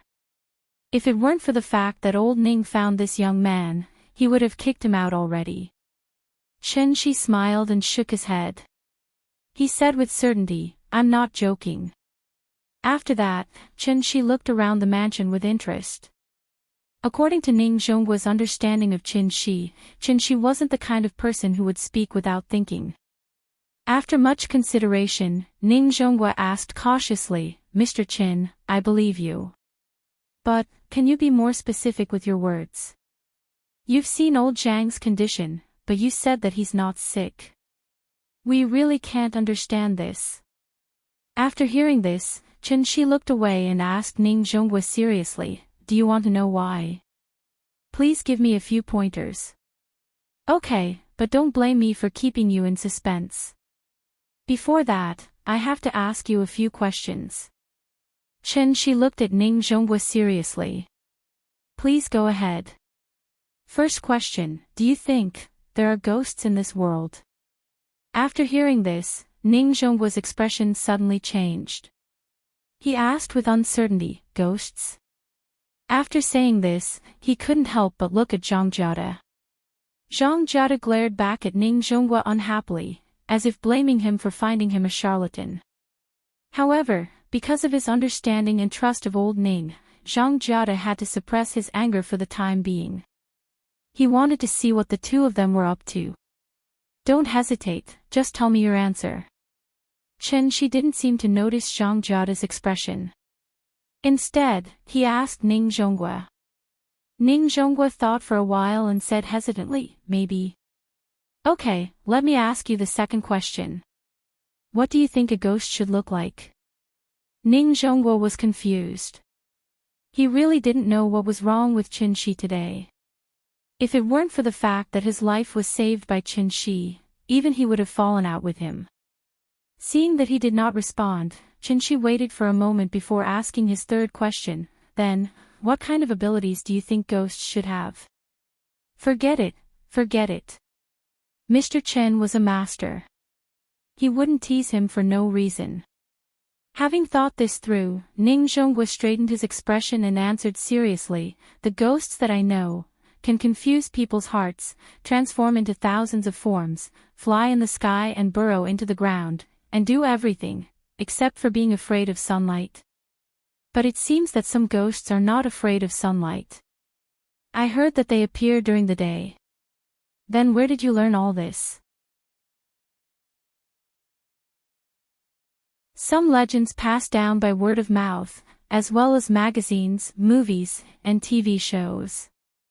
Alright, I'm done with my questions. Chenshi nodded with satisfaction, then smiled again and said, now it's my turn to answer your questions. Please.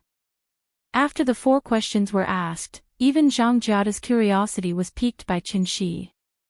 He couldn't help but lean forward, ready to hear what Chenshi would say next. However, Chenshi's next sentence stunned Ning Zhonghua and Zhang Jiada. I can tell you clearly that there are no ghosts in this world. To be precise, there are no ghosts in this world like you think. The ghosts that you understand are just an existence that is infinitely exaggerated because of the natural fear of the unknown. Ghosts, to be precise, are ghosts. What is a ghost? Humans have 3 spiritual souls and 7 physical souls. After a person dies, the 7 physical souls disperse first. Then the heaven soul ascends to heaven, the earth soul enters the earth, and the life soul enters the cycle of reincarnation. The heaven soul is yang, the earth soul is yin, and the life soul is yang. Therefore, the earth soul is the ghost. From the perspective of an immortal cultivator, the ghost was in fact a pure and weak body of energy. It couldn't even be called a life. Everything had a spirit, and it wasn't only humans who left behind ghosts after death. If it was a ghost left behind by a living creature, it would retain some memories of its life, but it wouldn't last more than 7 days. It was because the energy of the ghost was pure enough that it was easier for the ghost to come into contact with the origin of all things, the spiritual energy of heaven and earth. Taking a human as an example, if not long after a person's death, his soul would coincidentally drift to a place with dense heaven and earth spiritual chi, then it was very likely that he would fuse with the heaven and earth spiritual chi and become an even more powerful form of energy in the world. The ghost wasn't scary, because they were just weak mortals, animals, or even plants when they were alive. A little bit of spiritual energy of heaven and earth only provided them with a chance to continue living in the world. When the spiritual energy of heaven and earth was exhausted, it was the time for them to truly disappear. As a body of pure energy, normal people couldn't see the ghost under normal circumstances. However, if the ghost suddenly gathered too much yin energy for some unknown reason, it would cause the ghost's body to materialize. It was because of this that normal people could see the ghost. And this was also the origin of the ghost legends in the world. After Chen Shi's simple explanation, Ning Zhonghua and Zhang Jiada were still a little confused. They really didn't understand what Chen Shi was trying to say. Therefore, Ning Zhonghua asked seriously, Mr. Chen, whether it's a ghost or a ghost, we're not interested in these mysterious things at all. We just want to know if you can cure old Zhang's illness. His tone was still very polite, but there was a hint of impatience in his words. He was obviously a little impatient. Thinking about it, they weren't immortal cultivators after all. Therefore, no matter how Chen Shi explained, they couldn't understand this level of things. Forget it. I said, he's not sick.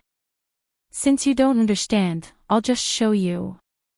After saying that, Chen Shi suddenly raised his hands and quickly made a hand sign, hitting a cup of water next to him. Then, he stretched out his finger and touched the water. He dipped his finger in the water and accurately sprinkled the water droplets on Ning Zhonghua and Zhang Jiada's eyes. Ning Zhonghua's eyes were stimulated. Just as he was about to reach out and wipe the water droplets, Chen Shi's voice came from the side. Don't wipe it. Before this water droplet dries up, you can see the ghost's true appearance. Out of trust for Chen Shi, Ning Zhonghua stopped what he was doing. After blinking a few times and adapting to the sudden stimulus, he opened his eyes again. However, immediately after that, Ning Zhongguo was so scared that his whole body trembled. Like a frightened cat, he curled up on the sofa and couldn't help but scream at the same time. In the living room that was more than 6 meters tall, there was actually a dense cloud of black fog floating in the air. The black fog kept changing its shape, as if it was hiding thousands of human faces, baring their fangs and brandishing their claws in the air. This was the ghost.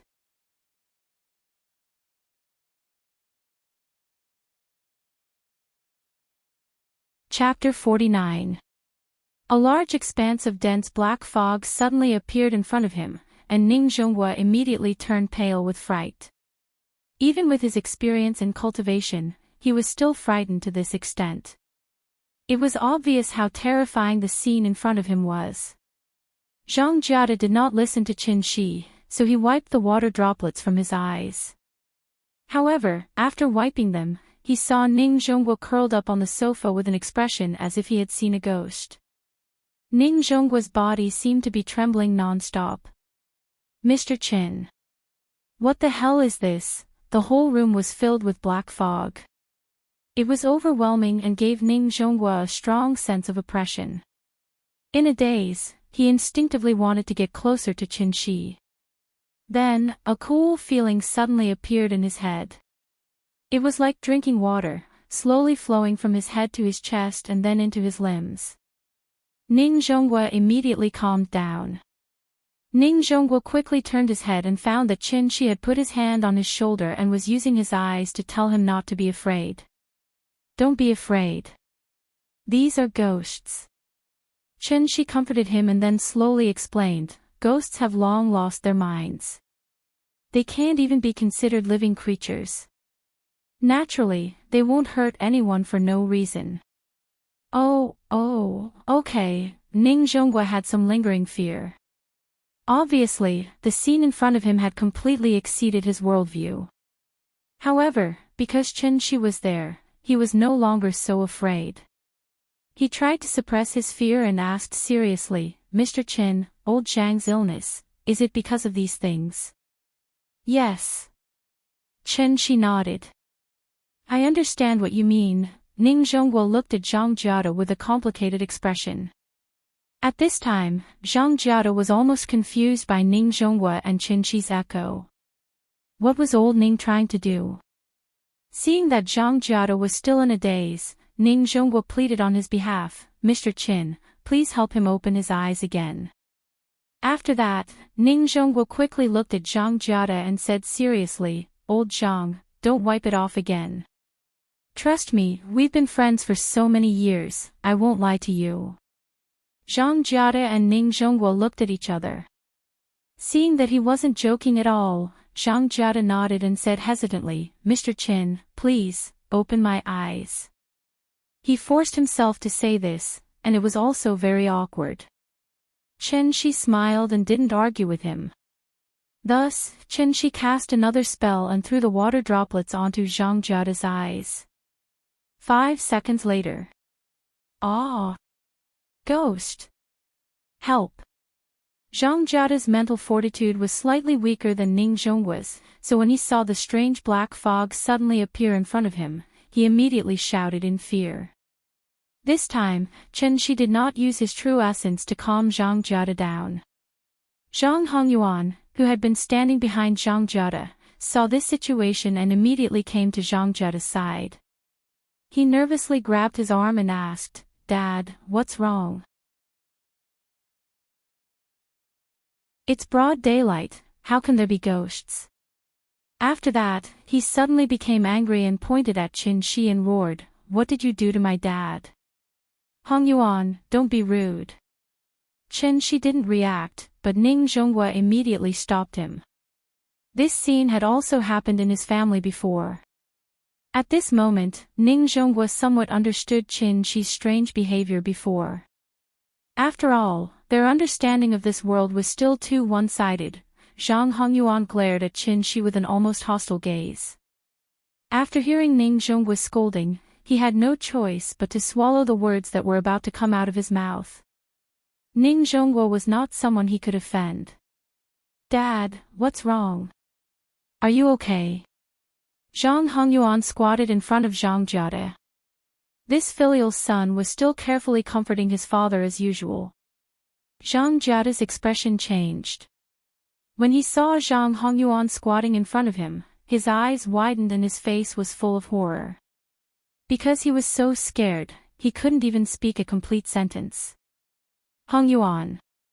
You, Dad. It's me, what's wrong with you? There's something behind you. Zhang Jiade suddenly roared. His body trembled violently, and he suddenly flipped over from the chair and fell hard to the ground. Something. Zhang Hongyuan was a little confused. He turned around and looked behind him, but he didn't see anything. Seeing Zhang Jiade fall, Zhang Hongyuan immediately wanted to help him, but Zhang Jiade scrambled to Ning Zhongguo's side and quickly said with trembling lips, "Old Ning, Mr. Qin, there's really a ghost, quickly save my son." Qin Shi helped Zhang Jiade sit down on the sofa, then stood up and said calmly to Zhang Hongyuan, "That's enough. He's your father, after all. You owe him a debt of gratitude for raising you. Why do you have to torture him like this?"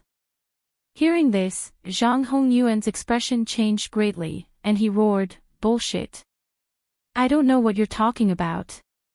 Were you the one who turned my father into this? I want your life." After that, Zhang Hongyuan grabbed a wine bottle next to the fireplace and threw it at Qin Shi's head. However, Qin Shi's movements were much faster than his. Just as Zhang Hongyuan touched the wine bottle, Qin Shi kicked him hard against the wall. However, Qin Shi didn't kick hard, so Zhang Hongyuan immediately struggled to get up from the ground. The sudden scene in front of them shocked Ning Zhongguo and Zhang Jiade. Ning Zhongguo was stunned for a moment, then he asked hesitantly, "Mr. Qin, what's going on?" "You'll have to ask him." Qin Shi spread his hands and replied helplessly. In fact, from a father's point of view, Qin Shi really couldn't understand what kind of mentality Zhang Hongyuan had as a son. At this time, Zhang Hongyuan finally stood up. He stared at Qin Shi with red eyes. Maybe it was because he saw Qin Shi's ability, so he didn't want to pretend anymore. He suddenly covered his chest, took a deep breath, then opened his mouth and let out a sharp whistle. The sound was very sharp. It didn't sound like a human at all, and it was a sound that a man could make. With the sound of the whistle, the black fog hovering over the hall suddenly rolled violently like a thundercloud. Then, the black fog suddenly spread out like ink dripping into water. In an instant, it covered the sky and the sun. Zhang Hongyuan's eyes glowed red. In this dark fog, he was like a monster lurking in the night, ready to pounce on Qin Shi at any time. Suddenly, Zhang Hongyuan stopped screaming, then pointed at Qin Shi. The black fog suddenly stopped surging, just like a frozen image when a picture was taken. But in the next second, the all-encompassing black fog condensed into a cloud of black smoke at an extremely fast speed, and then rushed towards Qin Shi at lightning speed. "So you really know the soul control technique?" Qin Shi suddenly smiled, then shook his head gently and sighed with regret. "It's a pity that my soul is damaged and my consciousness is sealed. Forget it, this time I can only use anti-aircraft guns to kill mosquitoes. I'll let you see. What do you mean by a firefly dares to compete with the moon?" Facing the cloud of black smoke, Qin Shi snorted and suddenly put his palms together in front of his chest. Then, he slowly opened his palms. A golden light appeared between his palms. Qin Shi slowly pulled his palms apart, and the golden light grew brighter and brighter as his palms gradually separated. In the end, it was as if he was holding the sun in the palm of his hand. The dazzling light that shone through the gaps of his fingers made people unable to look directly at it. "Destroy!" After an angry roar, the white sun flame released an endless amount of pressure, like a long spear with monstrous killing intent. It shot into the sky and directly pierced the strange cloud of black smoke. The Great Tao 50, Heaven's Evolution 49, Man Escapes 1. 49 Forms of Heaven's Evolution, Spell Section, Everlasting Evil Slaying. Thank you to quietly watching flowers bloom and fall. For the 10,000 reward looking at the information, it seems to be a soft girl.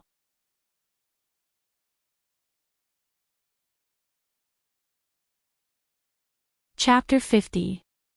Like snow meeting the scorching sun, the black smoke was instantly swallowed up by the golden light under the strong light that could illuminate all the darkness in the world. Then, everything returned to silence. Ning Zhonghua rubbed his sore eyes. When he came back to his senses, he regretted wiping away the water droplets. The hall returned to how it was when he first walked in. Nothing seemed to have changed. Except Zhang Hongyuan. He stood in front of the fireplace with his hand on his chest. He kept coughing up blood, as if he had suffered a serious internal injury. Seeing him in pain, Zhang Jiade couldn't care less about his fear. He immediately shouted, "Hongyuan, you..." Seeing this, Chen Shi looked back at Zhang Jiade and explained with a complicated expression, "I didn't hurt him. I just destroyed the spirits he collected over the years. You're not sick. The reason why you have cramps, headaches, and chills is actually because these spirits invaded your body under his control. And he himself, because of the spirit control spell that he learned from somewhere, he forcibly controlled these spirits in an inappropriate way. He wasted his energy for nothing. I think." Chen Shi did not finish his sentence, but his meaning was obvious. The room quieted down. No one spoke again. Zhang Jiade breathed heavily and hurriedly, as if he was still digesting what he had just seen. Ning Zhonghua also looked at Zhang Jiade and his son in shock. At this moment, a phone suddenly rang at a very inappropriate time. Chen Shi looked down and saw that it was his phone. He wanted to hang up immediately. After all, the atmosphere now was much more serious than the meeting. But when he saw that the caller was Mr. Wang, his eyelids immediately twitched. He quickly walked to the side and picked up the phone. "Hello? Mr. Chen?" "Yes, it's me." "What's the matter, Mr. Wang?" "Mr. Chen, we found that Nianyan's behavior today is a little strange." Hearing this, Chen Shi was stunned. He couldn't help but raise his voice and ask anxiously, "What's wrong with her?" "Calm down. It's like this. Nianyan was fine in the morning, but after her afternoon nap, she started crying when she woke up. We asked her several times, but she didn't say why. The child's personality is very good, and she is also very outgoing. 2 days ago, she would play with the other children, but this afternoon, she sat alone at the side and played with her toys. Her mouth is muttering something, and I don't know what she is saying. Out of my responsibility and intuition as a teacher, I feel that it is necessary for me to tell you about this matter. I hope that as parents, you can pay attention to this matter. After all, a child wouldn't cry for no reason or even do a series of abnormal actions." After listening to Mr. Wang's words, Chen Shi let out a deep breath. Then, he solemnly said to the other end of the phone, "Thank you, Mr. Wang. I think I know what happened to her. I'm coming to pick her up now. Sorry to trouble you." "It's fine. This is what I should do." After hanging up the phone, Chen Shi immediately made a decision. Go to Chengdu. It was urgent. Nianyan had been with Auntie Zhang since she was born. Over the years, Auntie Zhang had painstakingly raised her. The relationship between them must be far more than that of a father who had appeared halfway. Now that Auntie Zhang had left without a word, it must have been a big blow to the child. Although he could temporarily calm her down through video, it was ultimately a way to treat the symptoms and not the root cause. After all, for the little girl, all of this came too suddenly. Mr. Wang also said that a child would not do a series of abnormal actions for no reason. Many children might have experienced a situation like Nianyan's, and their parents would always use a reason to convince the child, or to convince themselves. The child would eventually get used to it. In fact, they had to get used to it. Habit was a very scary thing. It was precisely because you were so used to this world that you would not be surprised by anything. She put away the phone, then turned to look at Ning Zhonghua and said, "Mr. Ning, I have to go first. Can you ask the driver to give me a ride?" Hearing this, Ning Zhonghua nodded, then looked at Zhang Hongyuan, who suddenly knelt on the ground and cried bitterly. He reached out and patted Zhang Jia's shoulder, then said in a low voice, "Old Zhang, I'll go with Mr. Chen first." "You? Forget it, I'm leaving. Call me later." After that, Ning Zhonghua did not wait for Zhang Jia's reply. He turned around and made a gesture to Qin Shi. Ning Zhonghua had seen and heard too much about this kind of feud between rich and powerful families. Although he did not know the specific details, as long as he put things together and thought about it, he could guess most of it. It could only be said that every family had its own difficulties. After getting in the car, the driver drove steadily on the road back. Qin Shi was finally not so anxious. After adjusting his state of mind, Qin Shi half-jokingly said to Ning Zhonghua, "This kind of thing. Does it happen often?" Of course, Ning Zhonghua knew what Qin Shi was referring to, so he smiled helplessly and sighed, "Not often, but there are always 1 or 2 cases a year. For example, you know the gambling king, He Hongshan, right?" "I know a little. It's okay in the mainland, but the He family is the real deal. For houses and 17 heroes, tsk tisk." Speaking of this, Ning Zhonghua shook his head as if he was sighing with emotion. He sighed and said, "Boring, boring." Qin Shi nodded in agreement. When he returned to the kindergarten, it was just 3:00 in the afternoon. Qin Shi could not wait, so he went straight into the kindergarten, ready to pick up the little girl and ask for a few days of leave. He did not consider whether his education method was right at all. Because in Qin Shi's mind, he only cared about one problem, and that was whether Nian was happy or not. As long as Nian was happy, then okay, everything was fine. He was so capricious. When Qin Shi came to the class where the little girl was, she was alone in the corner of the class, stacking building blocks. Because she rarely went out to play since she was a child, Nian always longed for the outside world. She was never afraid of strangers or new environments. But today, she was silently hiding in the corner alone. She looked like the last time when Qin Shi did not pick her up on time. Qin Shi felt a little guilty, so after quietly saying hello to Teacher Wang, he went directly into the class. The little girl seemed to notice that there was someone behind her, so she turned her little head and just happened to meet Qin Shi's eyes. She was stunned for a moment, then suddenly turned around and threw herself into Qin Shi's arms. Because her movement was too big, her leg accidentally kicked the building block castle on the ground, and the castle fell to the ground in an instant. The little girl put her little head on Qin Shi's waist, and without saying a word, she just hugged Qin Shi tightly. Qin Shi touched the back of her head and whispered softly in her ear, "Let's go, Dad will take you to Grandma now."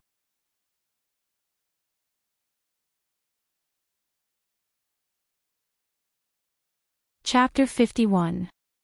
After seeing her father suddenly appear, the little girl was not as excited as Qin Shi had imagined. After hearing Qin Shi's words, she nodded gently and then sat on Qin Shi's arm obediently. She wrapped her little arms around Qin Shi's neck and then turned to look at the other children in the classroom. Generally, kindergarten did not allow parents to enter the kindergarten, mainly because they were afraid that the parents would affect the mood of the other children and make them start to miss their parents. However, based on the little girl's current situation, it was obvious that she had some psychological problems, so Teacher Wang immediately said to the other children, "Nian will only come back after taking a few days off. Everyone, come and say goodbye to her." "Goodbye. Goodbye, Nian. We'll wait for you to come back." The children raised their little hands and waved at the little girl. Seeing this, Nian also raised her little hand.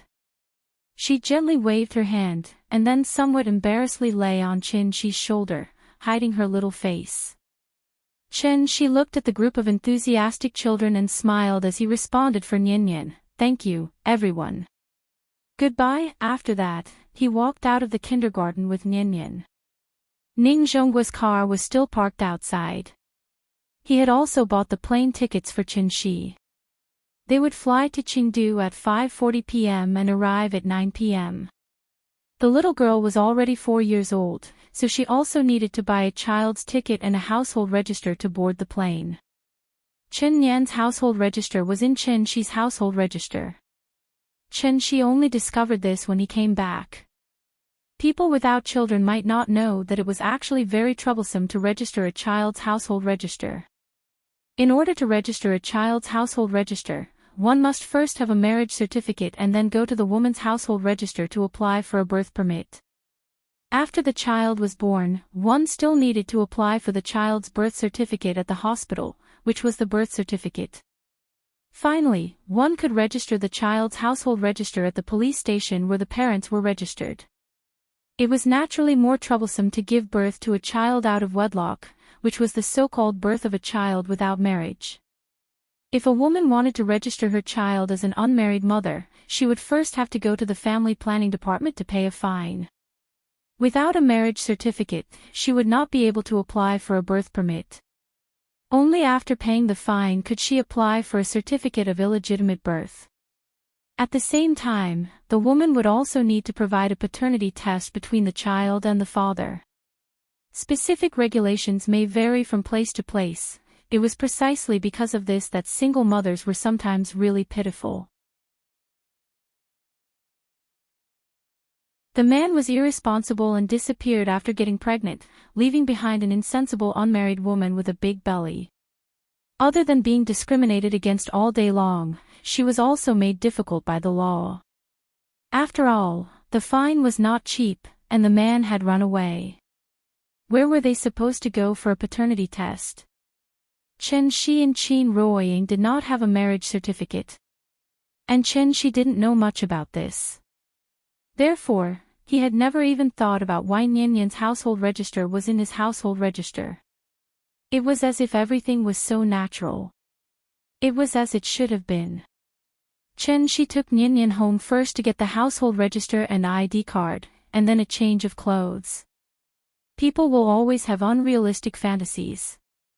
Because he was worried that Ying might suddenly come back while they were away, in order to reassure himself, Chen Shi carefully pasted a note on the door. I'm on a long trip and will be back in 5 days. Although Chen Shi knew that it was almost impossible, he even pasted notes on the table in the living room and the dressing table in the bedroom just in case. Later, he took the little fellow and reluctantly got into Ning Zhongguo's car. The little fellow had never been on a plane, so when she heard that they were going to take a plane, she immediately regained her vitality. As the car was getting closer to the airport, the little fellow became more and more excited. Suddenly, a plane flew over their heads. The little fellow immediately pointed to the plane and shouted excitedly, "Papa! Look! A plane! A plane!" Chen Shi hugged the little fellow and rolled down the window. He pointed to the plane and asked, "We're going to get on later. Do you like it?" "I like it. I want to take a plane. I haven't been on a plane yet." "Okay, Papa will take you on a plane today." The car soon stopped outside the waiting hall. Chen Shi took the little fellow to say goodbye to Ning Zhongguo. Ning Zhongguo said with a smile, "I wish you a good time. Remember to call me when you come back." "I'll come back to welcome you, don't bother. We'll take a taxi back." "Don't mention it, don't mention it. Mr. Chen, you saved my life and Lao Zhang's life. This is a great favor, so you don't have to be so courteous with me. Remember to call me when you come back." Speaking of this, Ning Zhongguo made a phone call gesture and then continued, "Oh, by the way, I've transferred the money to your card. Remember to check it." "Well, thank you." After saying goodbye to Ning Zhongguo, Chen Shi walked into the airport with the little fellow in his arms. This was the first time in the little fellow's life to come to such a large public area, so she immediately opened her mouth and shouted, "Papa, it's so big here. There are so many people, like a zoo." The little fellow sat on Chin-Chi's arm.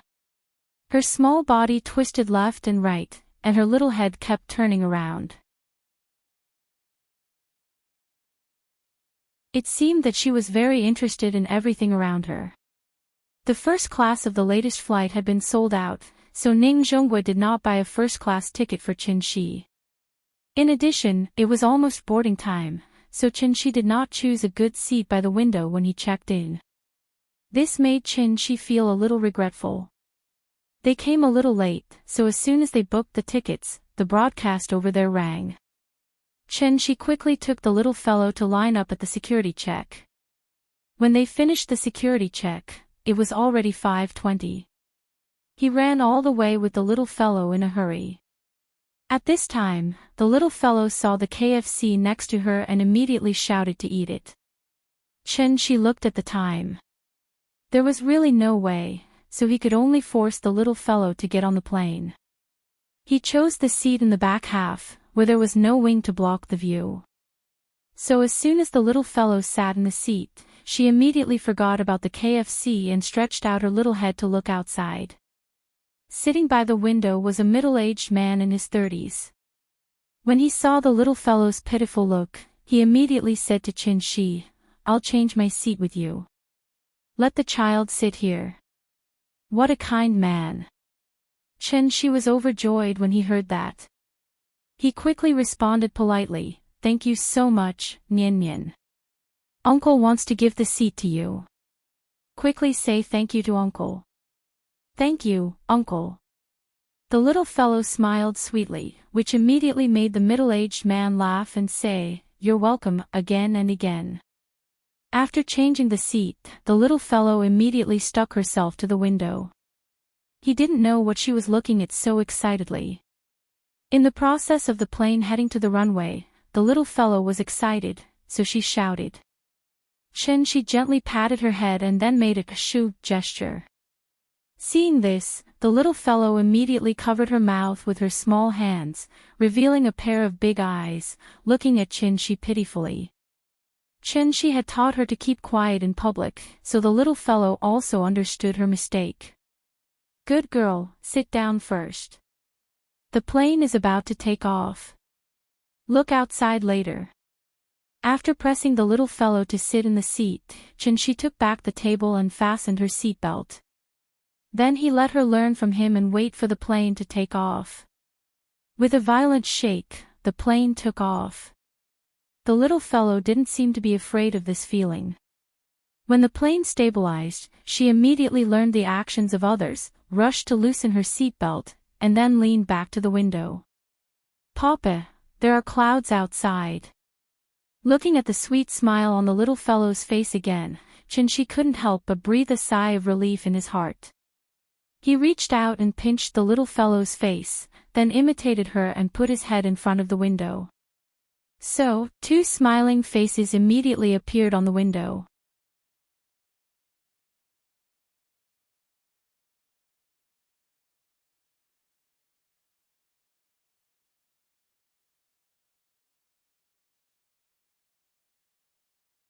Then, she advised him earnestly, "It's not easy for you to take care of the child alone. Save as much as you can, understand?" Chin-Chi saw the serious look on Aunt Zhang's face, so she nodded and said, "Okay, I'll listen to you. Come. Don't just talk. You're guests from afar. Come, take a seat." Aunt Zhang invited Chin-Chi to the sofa, only to find that Kai Shu-Chin was still sitting on the sofa and watching TV. She glared at Kai Shu-Chin unhappily and said, "Shu-Chin, what are you waiting for? Go and tidy up. What time is it?" However, Kai Shu-Chin didn't even turn her head. She replied indifferently while eating melon seeds, "Got it. I'll go after this episode." Auntie Zhang didn't seem to know what to do with her, so she just left her be and gestured for Chin-Chi to sit on the side. Chin-Chi politely sat on the sofa with the little fellow in his arms. At that moment, the little fellow saw the baby lying next to Kai Shu-chin. "Papa, I want to see my sister." She knew that Aunt Zhang had a granddaughter, so she immediately clamored to see the little fellow who was younger than her. Come, come, come. Grandma will carry you." Aunt Zhang picked up the little fellow from Qin-Shi's lap, then carried her to the other side and put her next to the baby. The little fellow reached out to pinch the baby's cheeks, but Kai Shu-chin picked up the child in one swift motion. She didn't say anything. She just glared at Nyan, then stood up and walked to the bedroom.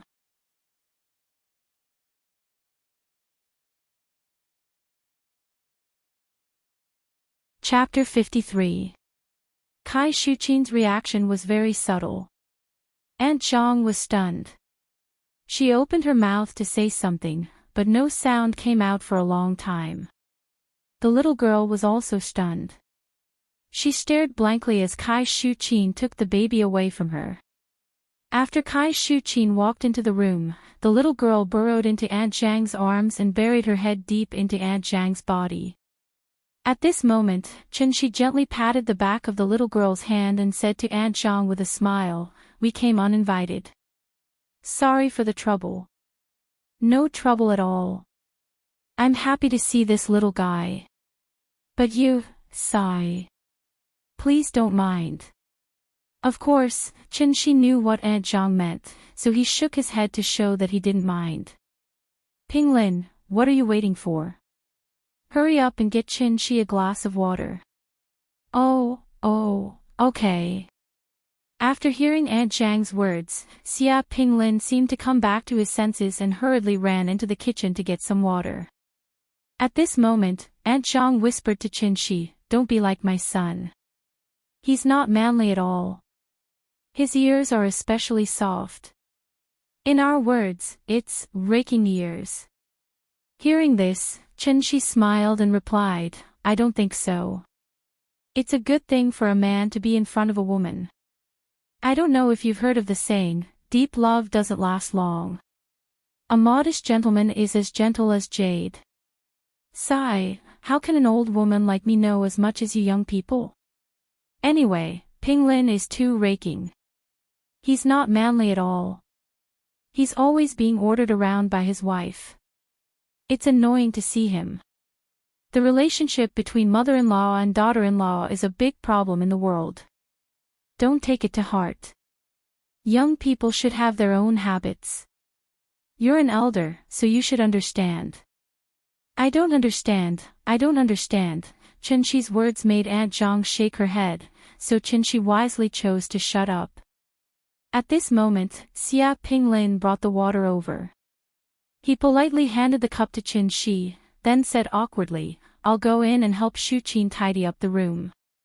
You guys take a seat first. Sorry for the trouble." It's fine. Xia Pinglin waved his hand as he walked into the bedroom. Then, he gently closed the door. Qin-Shi and Aunt Zhang chatted casually. At this moment, he suddenly heard the young couple arguing in a low voice in the room. Even though his divine sense was damaged and he was unable to sense his surroundings, he was still able to sense his surroundings. However, Qin-Shi's ears were also very sharp, so even if they closed the door and spoke very softly, Qin-Shi could clearly hear what they were arguing about. "No matter what, your mother has been working outside for a few years, and it's in Zhonghai, a big international city. You know how high the salary there is. How much money can an old woman like her use? After working for so many years, he should have saved at least 200,000 yuan, right? And the result?"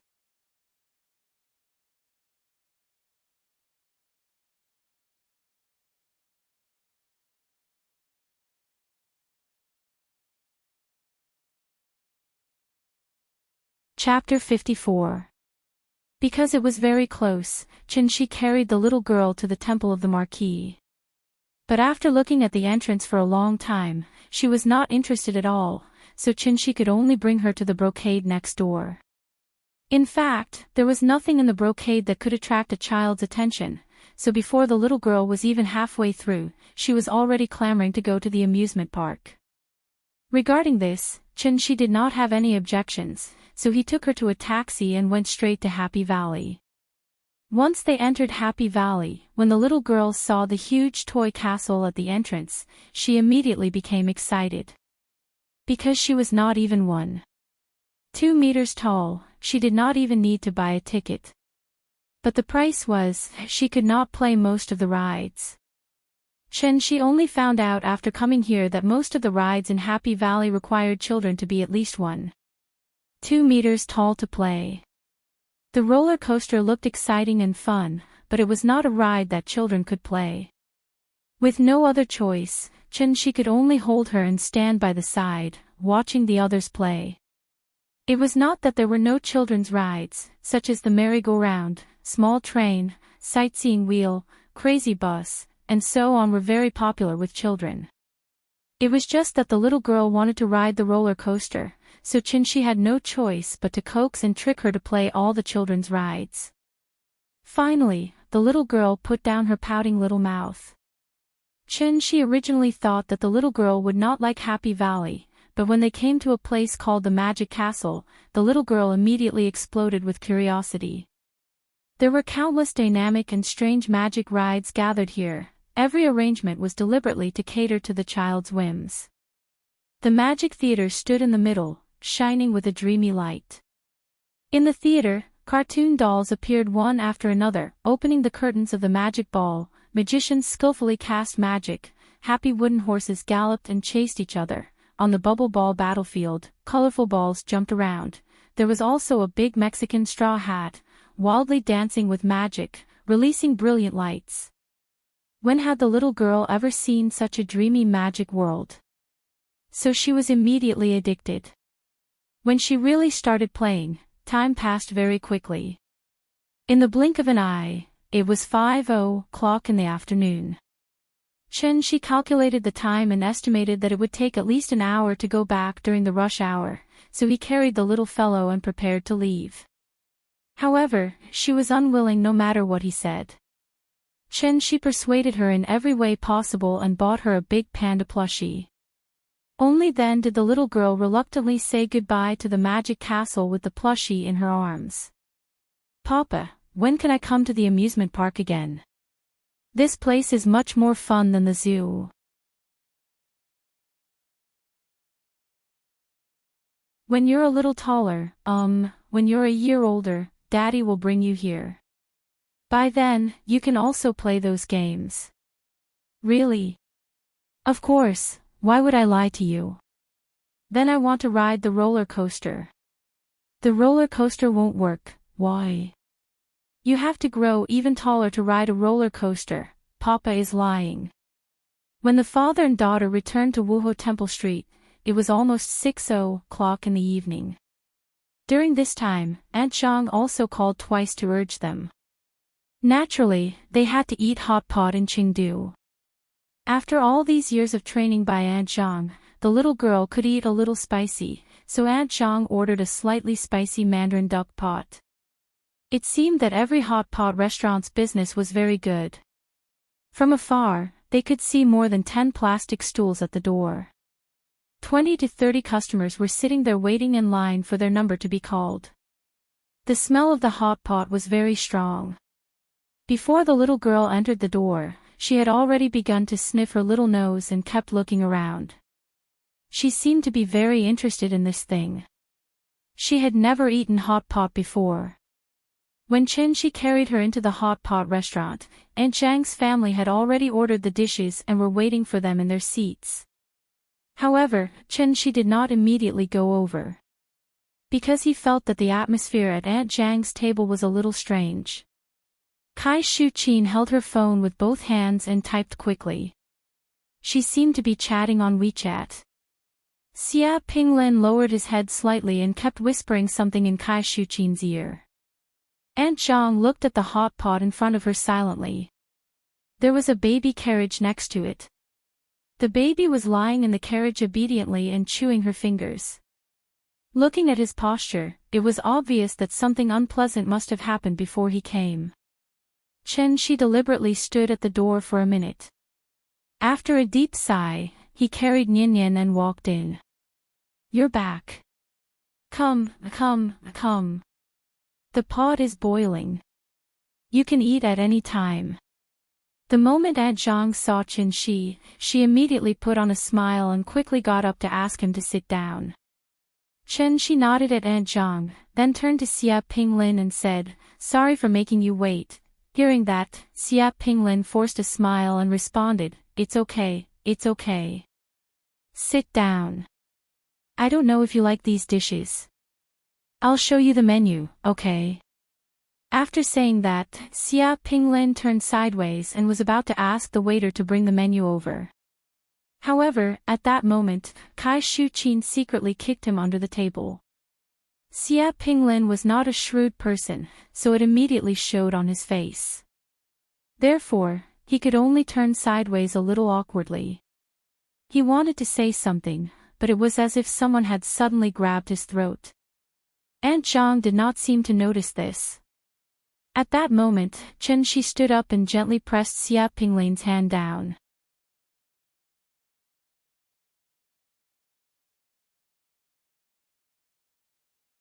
The appearance of Chen-shi just happened to give her a chance to act.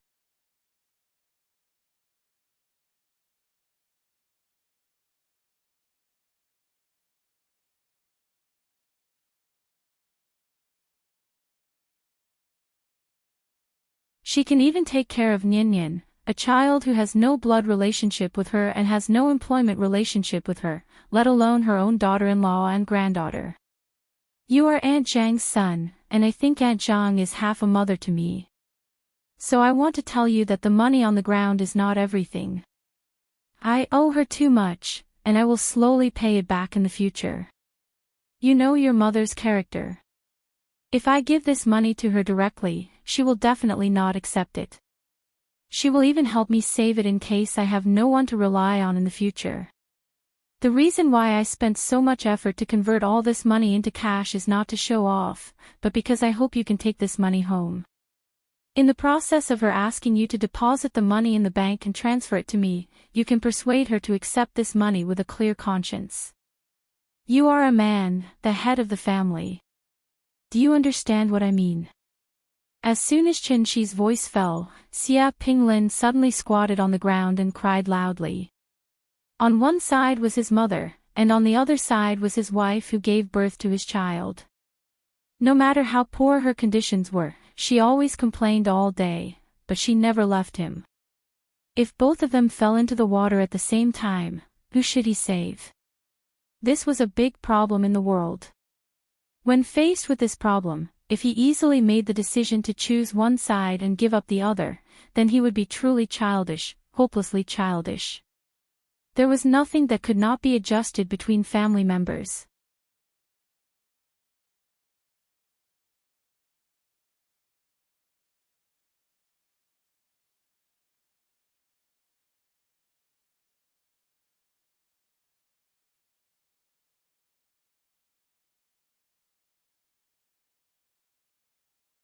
Papa. I want to soak in the hot spring. Soak in the hot spring. She excitedly dragged Chen-shi to the hot spring, and couldn't wait to jump in immediately. Good girl, go into the room and change your swimsuit first, and then you can go into the water, okay? Chen-shi pulled her and didn't let her run around. But the little fellow didn't listen. She dragged Chen-shi's hand and fell down at a 45-degree angle, as if she wanted to drag Chen-shi forward with her weight. Good girl, don't make trouble. The hot spring water hasn't been heated yet. Change your clothes first. Seeing this, Chen-shi had to pick up the little fellow and tickle her twice, which made her giggle. Finally, she stopped complaining about soaking in the hot spring. The night was beautiful, and the small courtyard was melodious. Although it was not the Mid-Autumn Festival yet, a cold full moon had been hanging in the sky, sprinkling a silver light on the ground. The father and daughter changed into swimsuits. The little fellow was wearing a pink one-piece swimsuit, and she was wearing a small bath cap on her head, which looked very cute. She stretched out her feet to feel the water temperature and found that the temperature was a little high, so she could only slowly put her feet in the water, then her legs and waist. After getting used to it, the little fellow completely put herself in the hot spring with white steam rising. Only her small head was exposed, and her smiling face was blooming like a flower. She soaked for a while and seemed to get used to the temperature of the water, but suddenly stood up from the water. When She was wondering what she wanted to do, he saw that she began to scoop water with both hands and splashed it on herself again and again. Seeing this, She naturally did not want to be outdone and immediately scooped water to fight back. The father and daughter had a water fight in the hot spring. In the quiet courtyard like a paradise, the little fellow's giggles suddenly sounded. She was busy playing with the little fellow, so he didn't notice that his mobile phone in the bedroom suddenly vibrated. It was a WeChat message from Aunt Zhang. There were only 3 words.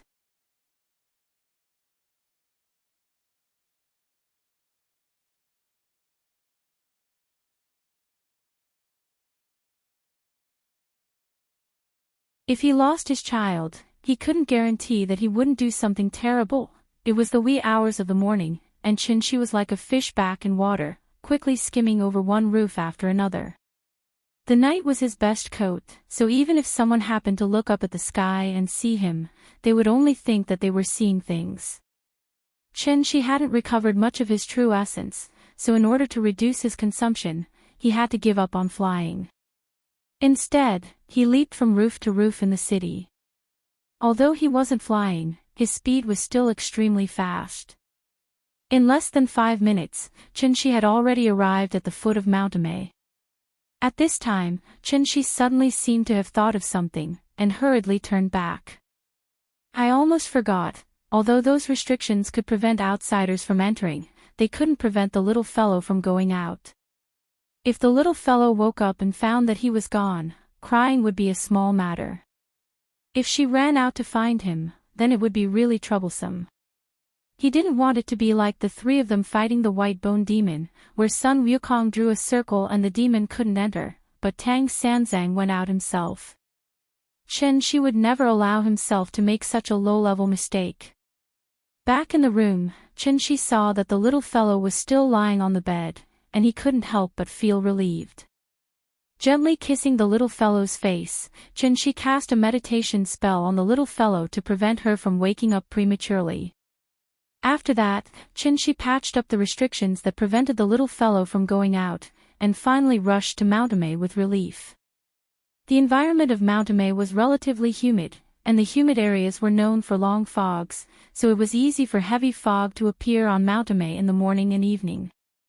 Therefore, many tourists would pray that there wouldn't be heavy fog on Jinding the next morning, so that they could see the famous sunrise on Jinding.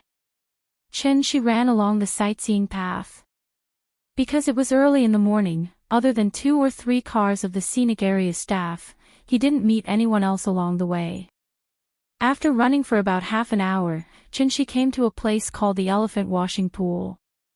This place belonged to the high mountain area, and the urban area was only 420 meters above sea level, but the altitude here had reached 2070 meters. Here, white clouds were faintly discernible, and ancient trees towered into the sky. She stood on a stone path, and next to him was a cliff. Borrowing the silver light of the clear autumn moon, he lowered his head and looked at the cliff that was like an abyss. Then, he suddenly climbed over the fence and jumped down from the cliff. It took half an hour to come up, but it only took a few minutes to go down.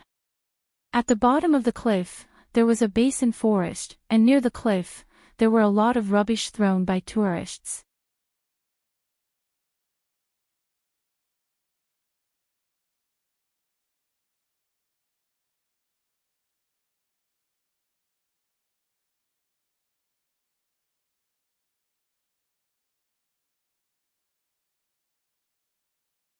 It was stunned for a moment, and an extremely anthropomorphic expression appeared on its face.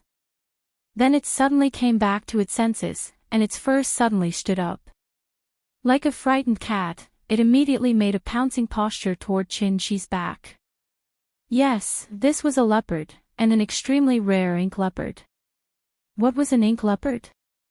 It had the body of a tiger, but was only 1/3 the size of a tiger.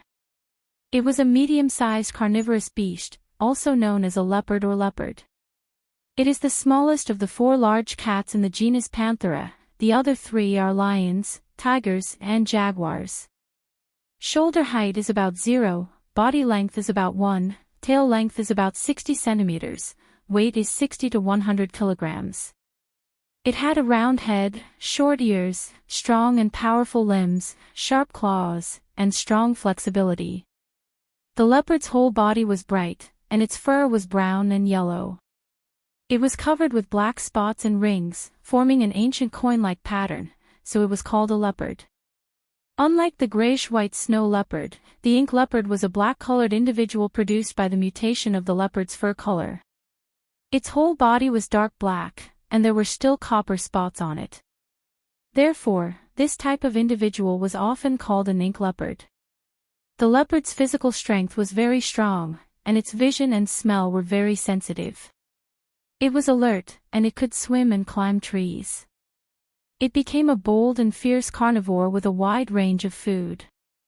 It was good at jumping and climbing.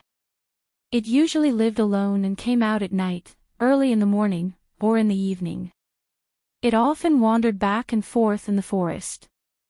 Its nature was fierce, but it usually did not hurt people. Leopards were different from lions and tigers. Their biggest difference, other than their size, was their roar. The roar of lions and tigers was really roar, but the roar of leopards was meow. There were 2 major types of cats, called mimi cats and roaring cats in foreign countries. Tigers and lions could roar, and were called roaring cats. Cheetahs were classified as mimi cats and could not roar loudly. The reason for this difference was that the structure of the hyoid bone in their throats was different. However, this difference was not enough to separate them into 2 families, so they were all classified as large cats. Of course, unlike the clear sound of a cat, a leopard's roar would have a hint of hoarseness. Leopards and cats were the same. Their eyes had night vision, so even if Chin-Chi's figure was covered by the shadows of the forest, this ink leopard was still sharp enough to notice him. As an intelligent wild beast, the ink leopard's intelligence was not inferior to that of a human's. Therefore, it was very clear that if this person was allowed to return alive, then there would definitely be groups of search teams coming to look for it the next day. And it would once again embark on the path of finding a habitat. Therefore, almost without any hesitation, the ink leopard's muscles tightened, and then it suddenly pounced. Its body was like an eagle pecking at food, and it flew off the giant rock at an extremely fast speed, directly pouncing on Chin-Chi's back. However, just as it was about to pounce on the human figure, a hand strangely appeared in front of its eyes. The ink leopard was shocked. Before it could react, the hand directly grabbed its neck, and then like pinching a duck, it pinched its neck and hung it in the air. Monsters were different from humans. They did not learn so many mysterious and unpredictable spells. Their sharp fangs and claws were their most advantageous weapons, and their skin was their strongest defense.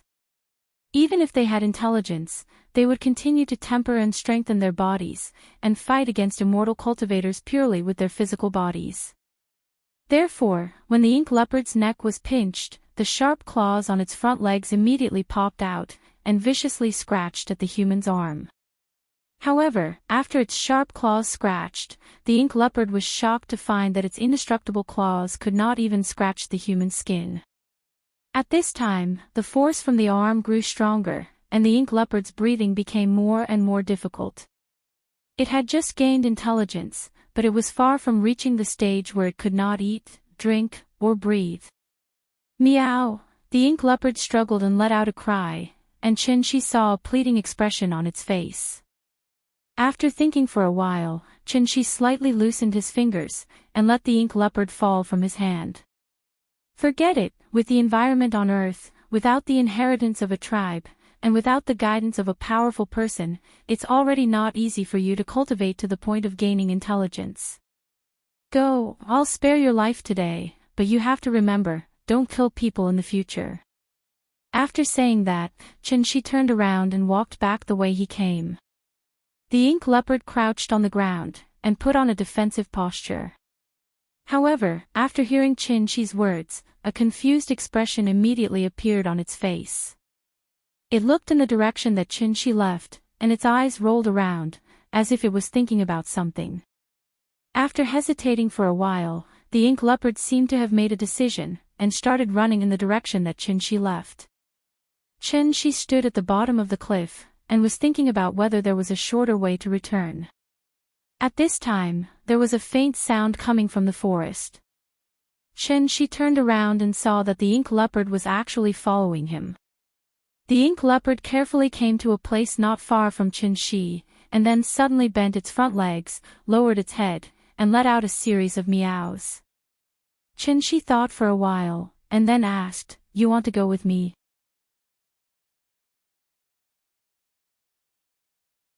Hearing this, the ink leopard immediately raised its head and nodded in a very human-like manner.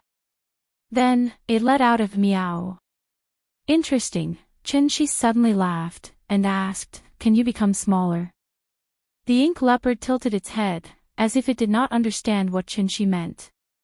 However, it seemed to be afraid that Chin-shi would not want it, so it quickly let out another meow, and at the same time, used its front paws to scratch the ground a few times. Seeing this, Chin-shi squatted down, and then put his hand on its head. Just nice, Nian Nian needs a partner. This great wilderness physical exercise technique is a bargain for you. Thank you, Ning Xiaojia, for the 10,000 reward. I have to hug Ning Xiaojia's long legs tightly.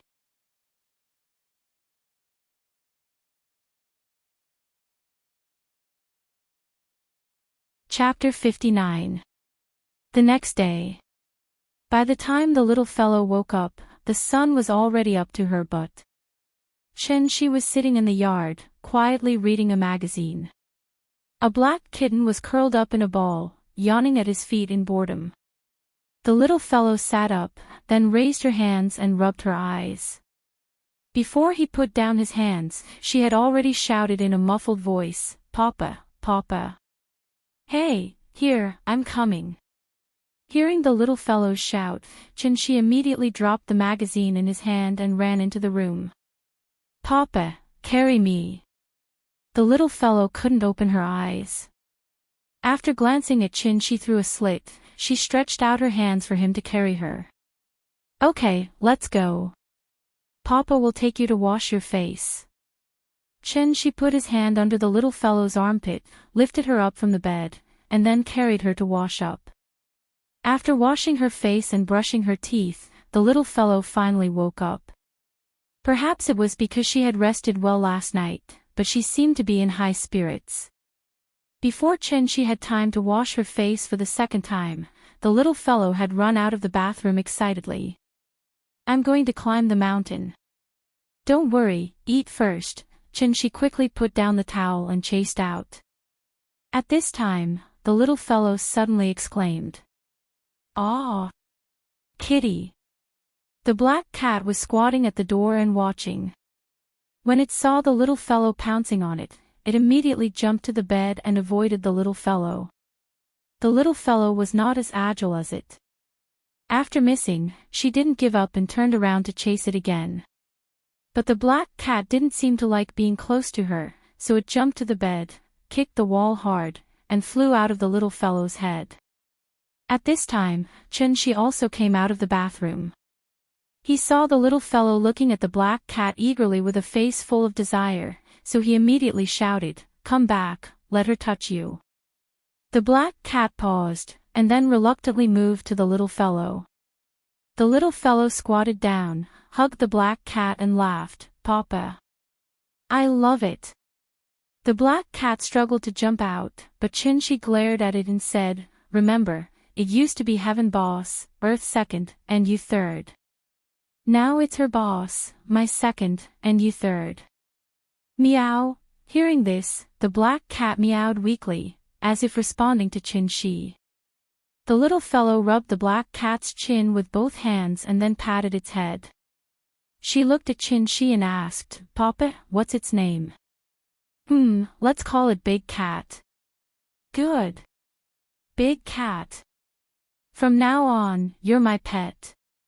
The little guy hugged the big cat tightly in his arms. However, she did not notice that the black cat in her arms had actually rolled its eyes. Cats were cold by nature. They were the polar opposite of dogs. Therefore, Chin-Shi thought for a moment and said to it, "You're also a cat, so I'll treat you as a cat for the time being. Nian Nian is still young.